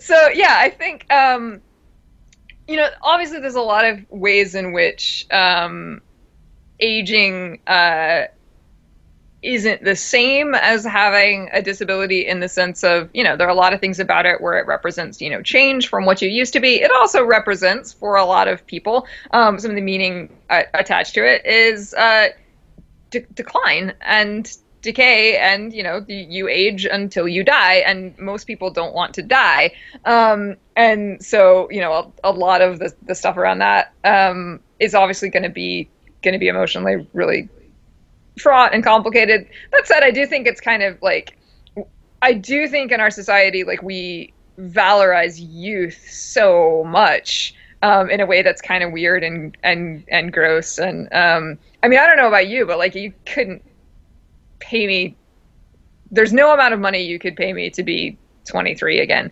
It depends. It depends, right? Yeah, but there's this idea, I think, especially for women, that like, I actually hear this from my female students a lot. They're like, oh God, I'm 22. Like, this is as good as it's gonna get. I'm in my prime, and it's all downhill from there. And I think that's definitely an idea that we should resist. But at the same time, you don't want to expect people to just be like, aging is amazing. And sometimes the human body is annoying. It's kind of funny. this is a silly example, but it is funny to watch great old kung fu movies of the 70s, like the early Jackie Chan movies. The big boss is always an old guy, Yeah. right? It's always like, because it's presumed like he will be at the pinnacle of his Yeah. kung fu abilities, and it's like, whereas I'm sitting there thinking, why are you picking on this old guy, right? Yeah, yeah, different sense of mastery. But yeah, so I think, I mean, one thing that we certainly see a lot for disabled people is that the positive sense of disability that people often have is is often closely linked to community, and it's closely linked to a sense of disability identity. That's not to say that disability identity is what the positive thing is. Obviously in many cases, there are particular things that people point to that are like, this is what I like about being disabled. This is what I value about being disabled. But often what facilitates that is a sense of like a positive sense of yourself as a disabled person, where you can just say, I'm disabled, and that's an identity that you claim, and that's an identity that you value. But I think one disanalogy with aging is that people don't tend to form self-identities for ages, because of course we know that all ages are transient. Like, you're not, and you've probably met people in your life that did form a self-identity for an age, and it's always just really sad. It's just like Well, but then there's generations that carry it along. Like, that's right. I'm a Generation Xer. Yeah, and it's like that very sense, but at least like the like all the Xers can sort of age together, whereas occasionally you have people who are like, they form that sense of self circa age. Well, like Tom in The Great Gatsby, that's supposed to be his tragedy, that high school football was his peak. Was his thing, yeah, and he just can't get over it. But yeah, it's like for most people, it's like, your sense of self evolves over time and evolves as you move through life, and so it's not particularly tied to age. And so then I think a lot of times, I don't know if my experience of talking to people who struggle with aging, and of course different people react differently, but it's always been like, well, they had things that were really important to their sense of self, and that has been kind of taken away from them, and that's what frustrates them. Whereas what you see for a lot of disabled people is very much, the disability becomes a sense of, like, this is just part of who I am. This is part of how I live my life. This is part of, so it wouldn't surprise me if they're going to be different, if that's going to lead to differences in how people respond. But what if somebody says to you that all of the good things about being disabled are extrinsic to being disabled? Yeah, that just seems totally false to me. So, yeah, I guess, I mean, just to give, so this is actually, to go back, you asked the question about, so the grateful cancer survivor. So I think, I mean, one thing that I wanted to set out to do when I was talking about disability as a neutral concept was to be able to say more than sometimes bad stuff can have good consequences. It's like it's the theodicy that drives me berserk when I do philosophy of religion. Like, yeah. Oh, you gotta have a bit of vinegar for the sugar to taste sweet. You gotta have that bit of struggle. And this is actually a really common way of thinking about disability for like disabled people who live good lives. This is, I think, the narrative that a lot of non-disabled people want to impose, is like, oh, well, the struggle has, you've been refined through fire, and you've taught all these, not kill us, makes us stronger. Nietzsche was an asshole. Apparently his sister made him look worse than he was, but interesting. Yeah, but I mean, he did say that like women are basically like cows when it comes to reasoning. So like, he's not my favorite philosopher. But yeah, he so there's this worry that the view is just going to melt down to, there's all sorts of things that people say of like, oh, I never had a positive sense of self or self-esteem until I was bullied and I learned to stand up for myself. And it's like, well, that doesn't mean that it was good that you were bullied. It was bad that you were bullied, but maybe overall the net consequences for you were good. Or I never appreciated the good things in life until I was in that horrible car accident.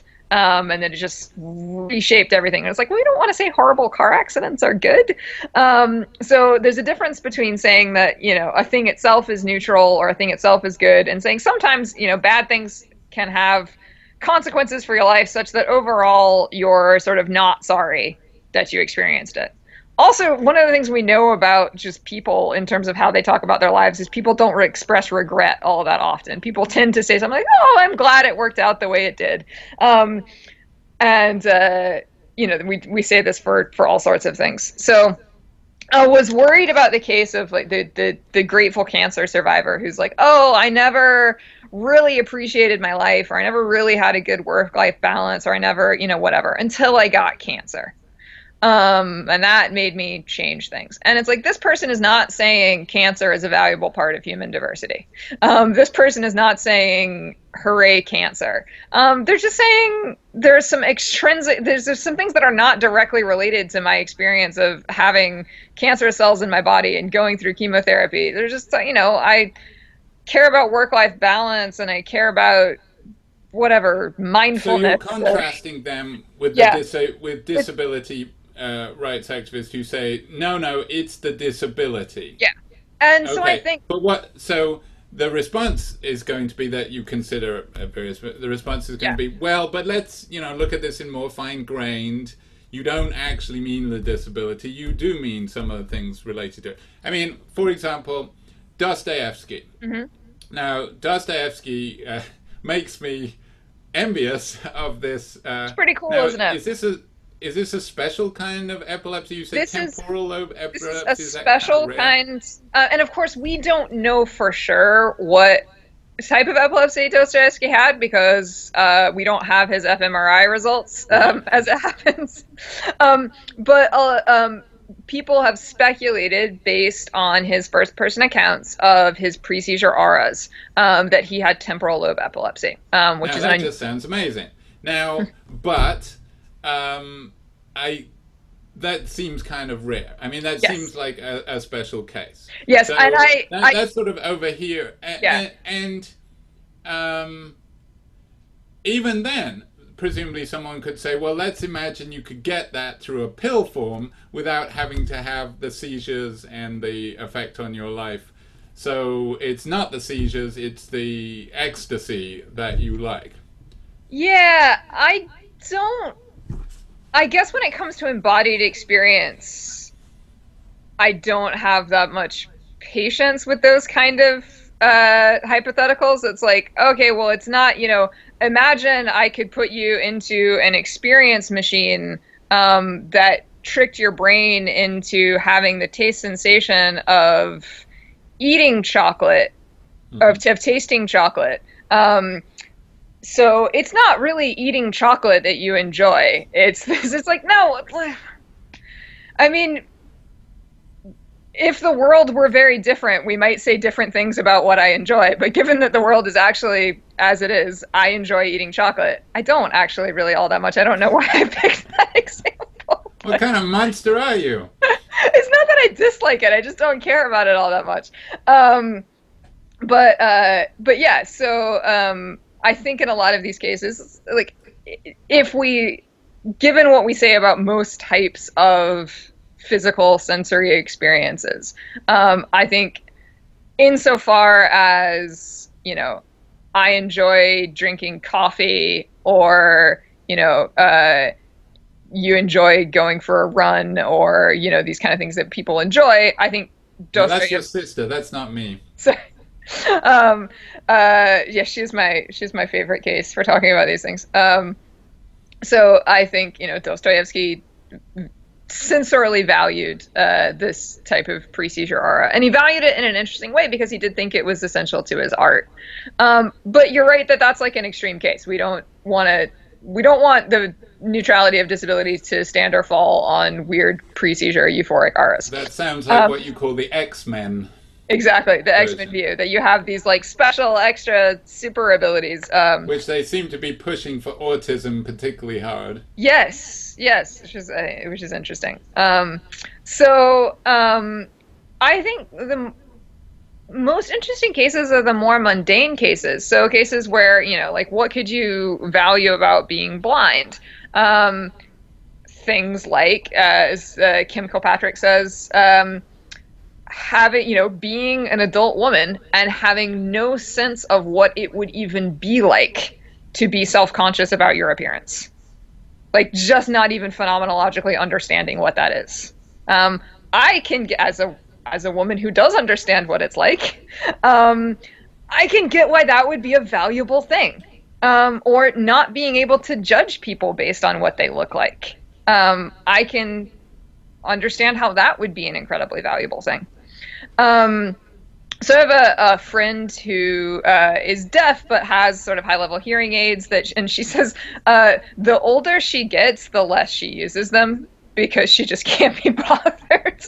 And she says one of the things that the sensory experience that she really, really values is being in a really, really busy city like New York or London and being overwhelmed with a mass of people, but in just taking it in visually. Mm-hmm. And No, I can totally see that. yeah, And perhaps an analogy would be as when I was a kid, if you told me that there would be things like this, I would have been over the moon. Handheld yeah, computers that you can do all of these things, that you can play the most amazing looking games. Whereas now, I want to go on a vacation where there is no cell phone yeah, connection. I want to go stay on an island where I can't get the internet, despite the internet being a magic window into a galaxy of everything desirable. I want it's the cause of anxiety and overload. So I can kind of see that. But at the same time, I mean, you sort of talk a little bit about this. Don't we really want a world in which we can sort of sample these different kinds of ways of being without that being it for your entire mortal existence? so I mean, I think there's something to that idea, but also I think there's something, again, going back to just what it's like to be a human being that has a body. I mean, any way that your body is going to be, I think, is invariably going to come with limitations and going to come with, this is kind of the body that you're stuck with. Now, I do think, I like science fiction. I like to read about, like, well, what might be ideal? I don't know. Have you ever read the culture novels by Ian M. Banks? So that, like, these are basically novels in which super, super far future, and people can be, like, body mods are so advanced that you can basically, any way you want your body to be, it can be. So there's this kind of sampling, and I think that's fun to think about. I think that's interesting. Is like, would that be the ideal? I don't know. I can think of virtues, I can think of vices, but Well, another. Sorry, I cut yeah, you off, but I'll forget this if I don't get it out. See, that's one of the things about getting old. The would disability rights what would a disability rights activist's view of heaven be? Because when you talk about heaven, I teach mortal questions class, mm-hmm. and we talk about that, and my students always say, well, what kind of immortality would be the one you wanted? And it's the age 25 keeps coming up, like perfect, healthy me age 25. That's the way I want to be. Well, but suppose we take a Cartesian view, and you are totally disembodied. So disability presumably is no longer an issue. Is the disability rights view that would be okay, or that that's a bad view of heaven? I mean, obviously, it's a view of heaven that if you propagate it is going to be damaging.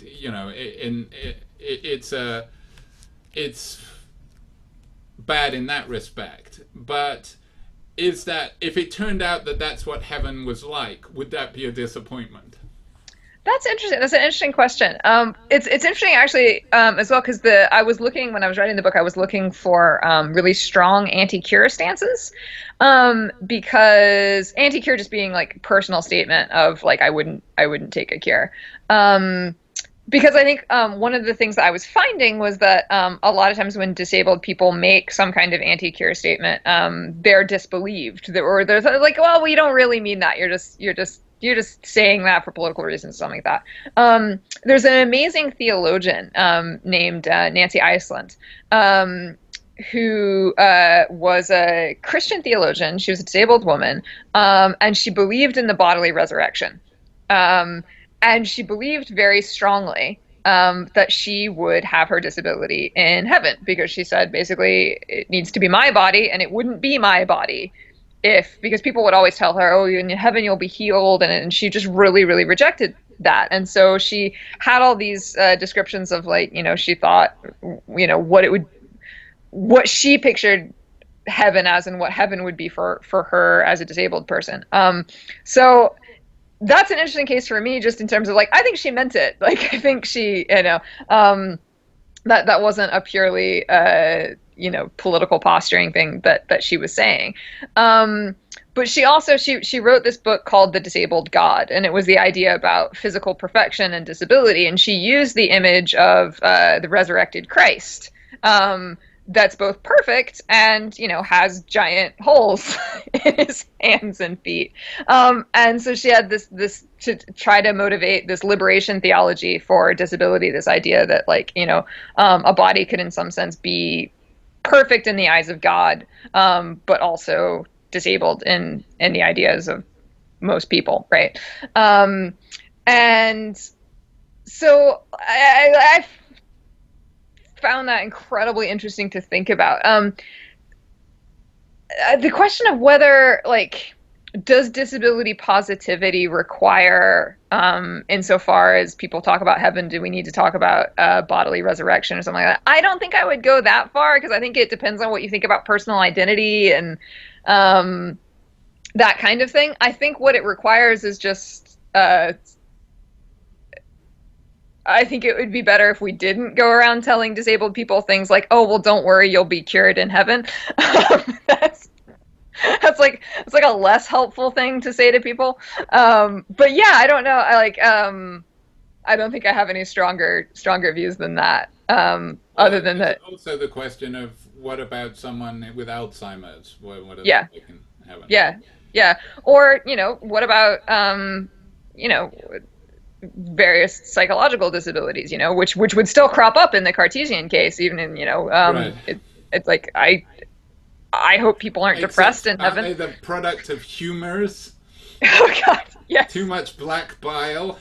Yeah. But I think really, and I mean, Nancy Iceland's work was actually a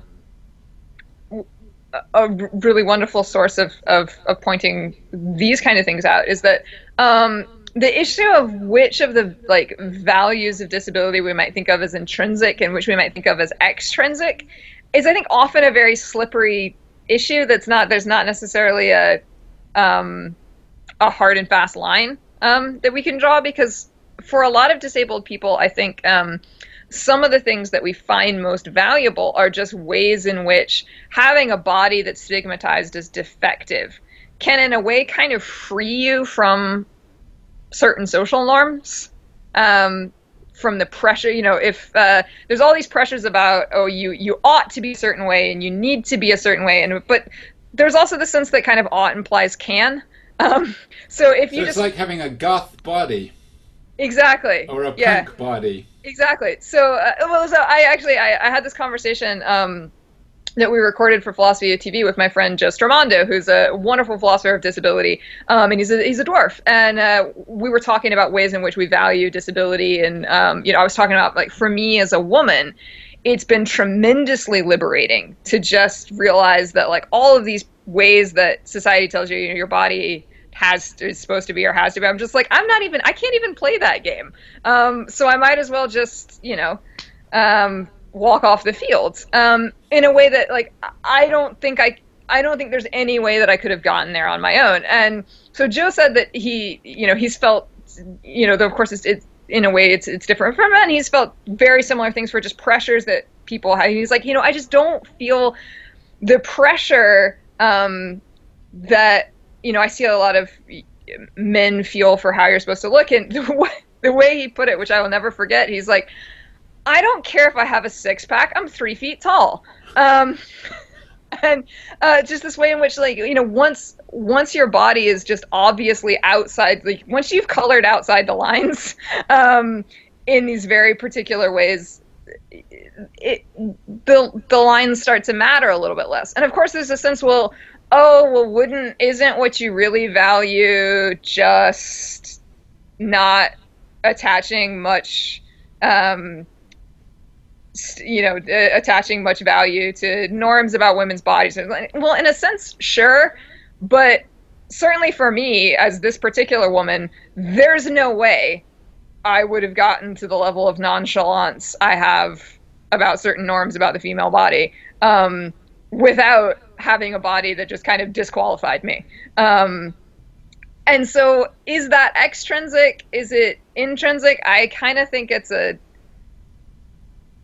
not a particularly good question. It's certainly a fundamental part of how I experience myself as a disabled person.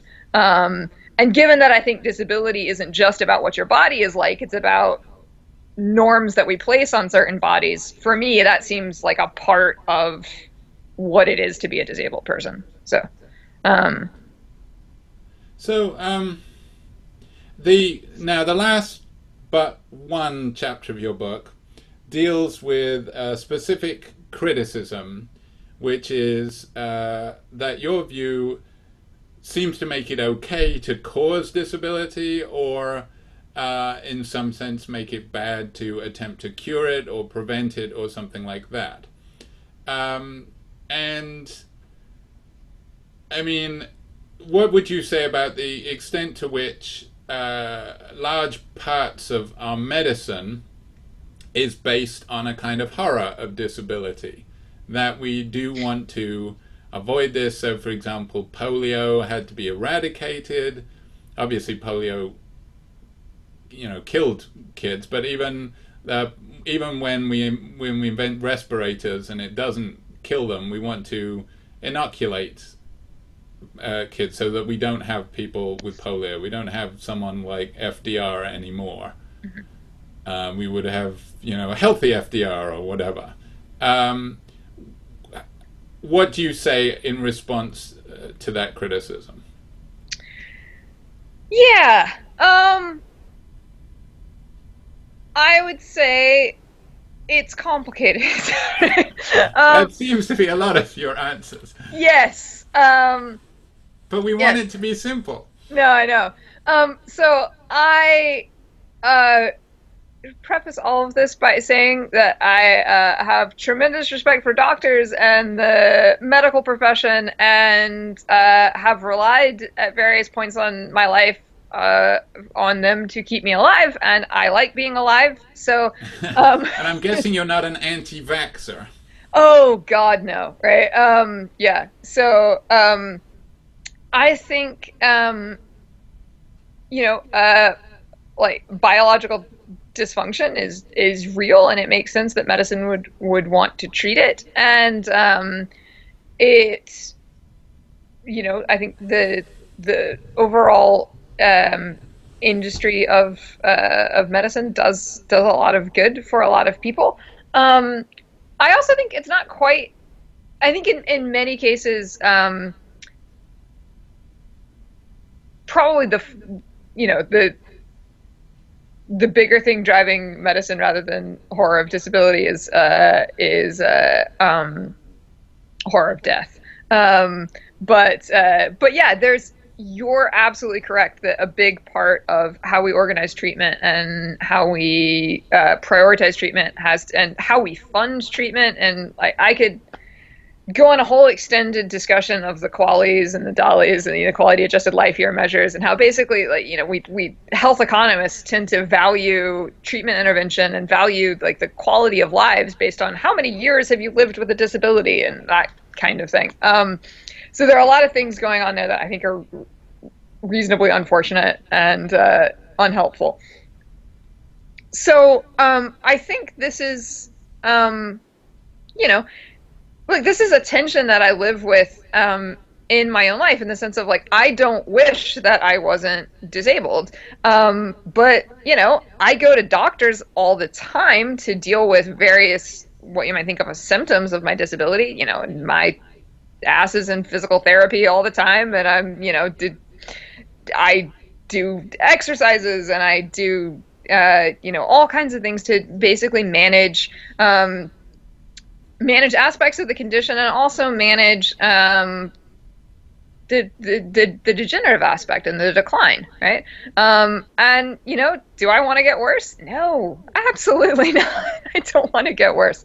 I'm pretty sure that if I do, I'm going to be fine. But of course, people don't want to change. People don't want to change their lives, and I think it makes absolute sense that even while we might think that disability is a valuable and important part of human diversity, it makes sense that people don't want to join that team, right?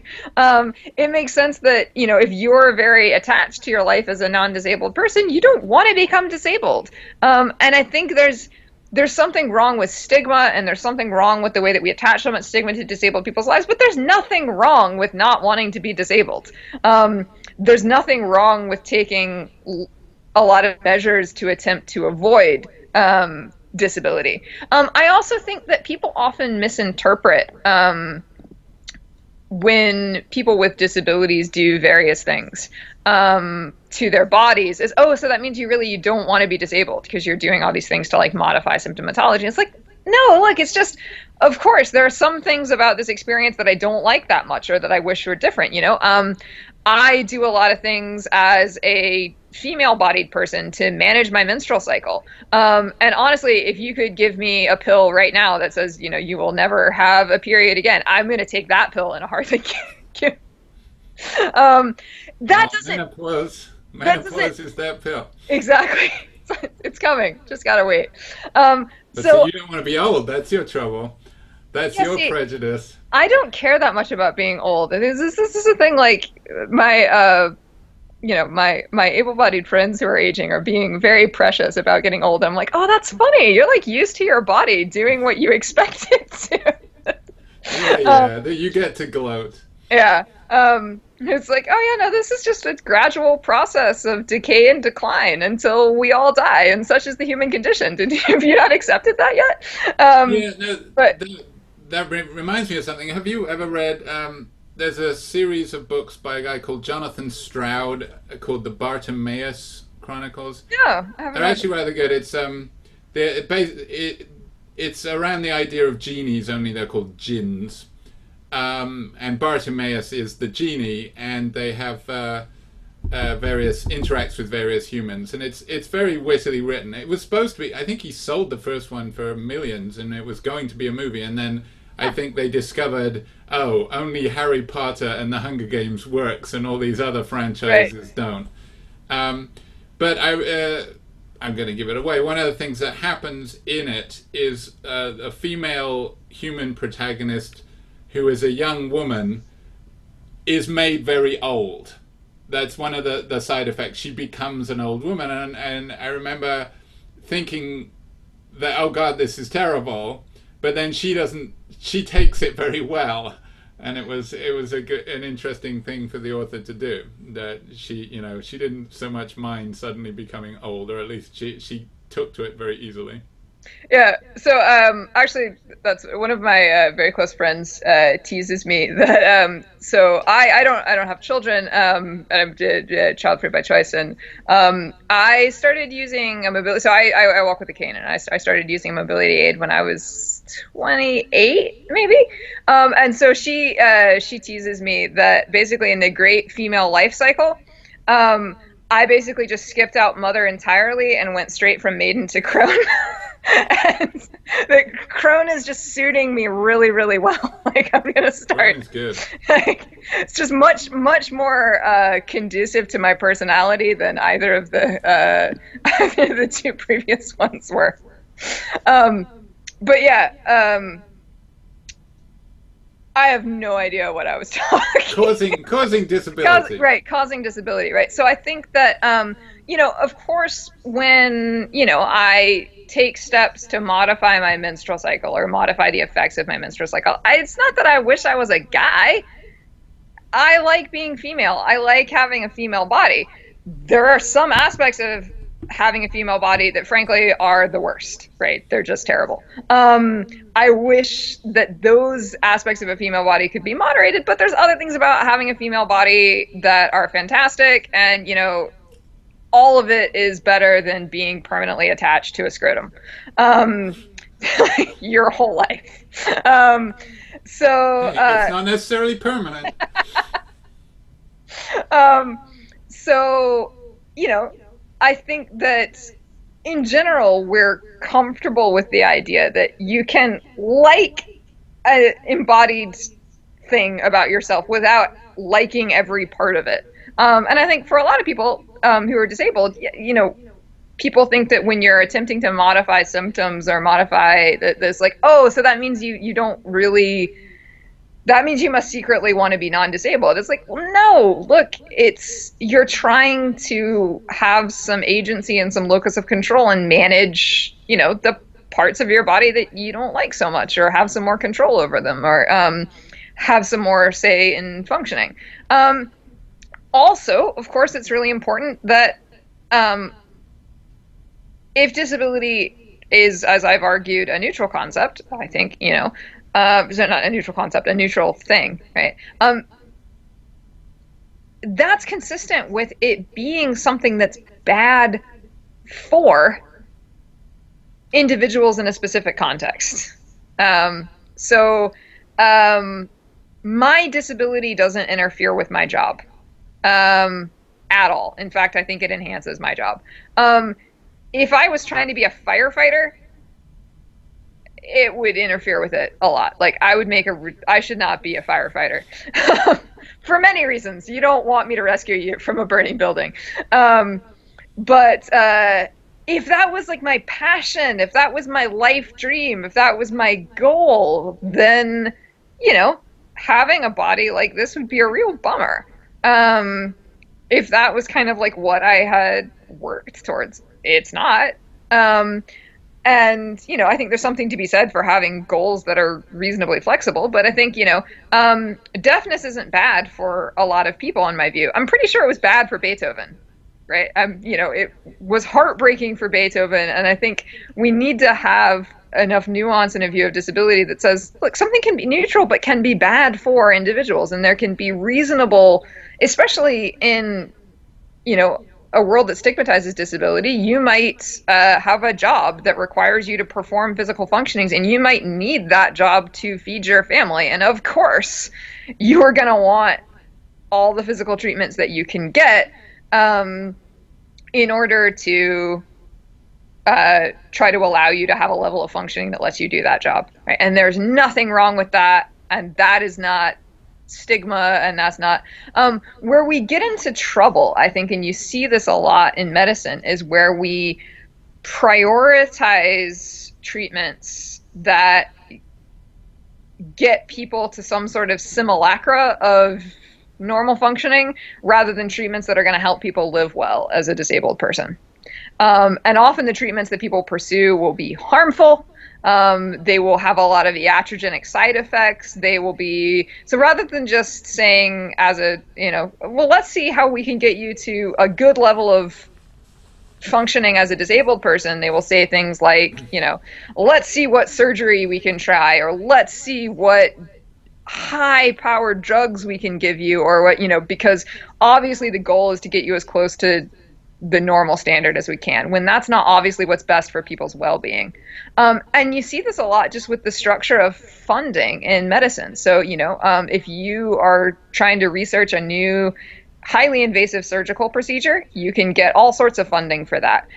If you are researching a new assistive technology, that funding for that is on life support. I mean, you Yeah, cannot like you get, said about the people who object to the Jerry Lewis telethon, yeah, and autistic activists also oppose Autism Speaks because it's yeah. the same thing. It's It's striving for all a about the cure, cure. It's all about the cure. blood And and the like. yeah, and the idea is like, in a perfect world, there's nothing wrong with that. Just scientists do the research that you're interested in doing. But the idea is like, when all the money goes to these things that aren't necessarily going to make people's lives better, and there's a lot of practical things we could be doing that would actually be helping disabled people live better lives, and we don't give money to that because that's not what we think an intervention should look like. That's not what we want for people. I think that's where it gets really unfortunate, and in a way that just makes people's lives worse. Um, So to wrap up, because we have been talking for a long time, um, how would you situate your view? Well, you have several views, but how would you situate yourself in the sort of spectrum of views about disability? You reject, obviously, the bad difference view of disability, that disability is a bad thing. The ideal world would have eradicated disability. But you also don't seem to be on the other end, where you, for example, would chastise a woman for aborting a child that she knew was disabled, but you wouldn't call her, like, for example, if somebody discovered she had a mixed race child through some kind of sperm donation mishap and donated it for that reason, presumably we would look more morally askance at that person than, or at least you, on your view, than if she aborted it because she knew that it would have MS or something like that. Would you say that's right? Or yeah. Just because it depends on her financial situation, and it depends on her work situation, and it depends on all sorts of things that are complicated. well, but I mean, she could make the same arguments about a mixed race child. I mean, suppose she lives in a well, you do live in Charlottesville, which is unfortunately famous. Yeah, we're coming up on the 1 year anniversary. Just yeah. So, couldn't you make similar arguments that, hey, I'm not racist myself, but I don't want a kid that. Yes, I think you could, and I think the analogies here are interesting. Again, I think just for me personally, I think people spend enough time blaming women for their reproductive choices, and reproductive choices All are right, let's say so a couple yeah. working as one. Yes. Invariably, though, it is. I mean, unless there's complicated trans issues going on, it's usually the woman that's pregnant. um, Well, yes. but yes, yeah. So that's just for me personally. That's not. I wouldn't want to make a blatant statement of what's right or what's wrong there, because it might depend a lot on what other kids you have and what so that's not like the hill I want to die on. But yeah, I would So, say so you want to both say that a world in which there are disabled people is a good world because different ways of living are good. There are good things that you cannot get in a non-disabled existence. But on the other hand, you want to say it's still the case that disability can be thought of as, in some sense, a strain on your body. Yeah. Yeah. So basically, what I have tried to do with the view that I've defended is kind of tread a middle ground between what I think of as like a standard medicalized view of disability, which is just disability is a medical problem and it's bad.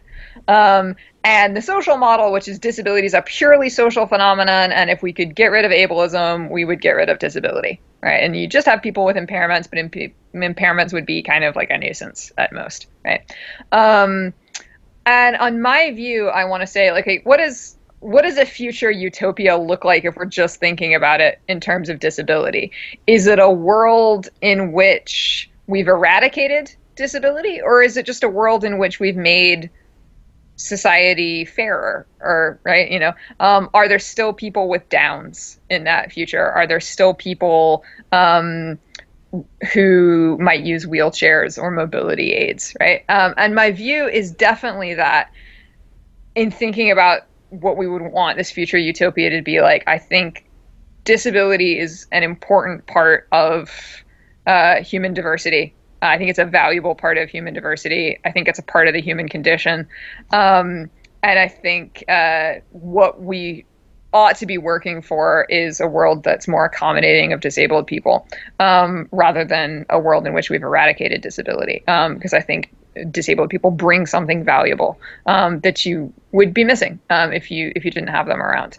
That being said, I think that there are ways in which, and it might depend on the particular disability, but that is compatible with saying that there are ways in which there can be harms and costs associated with having a body that's considered disabled, that are independent of social prejudice against disabled people, right?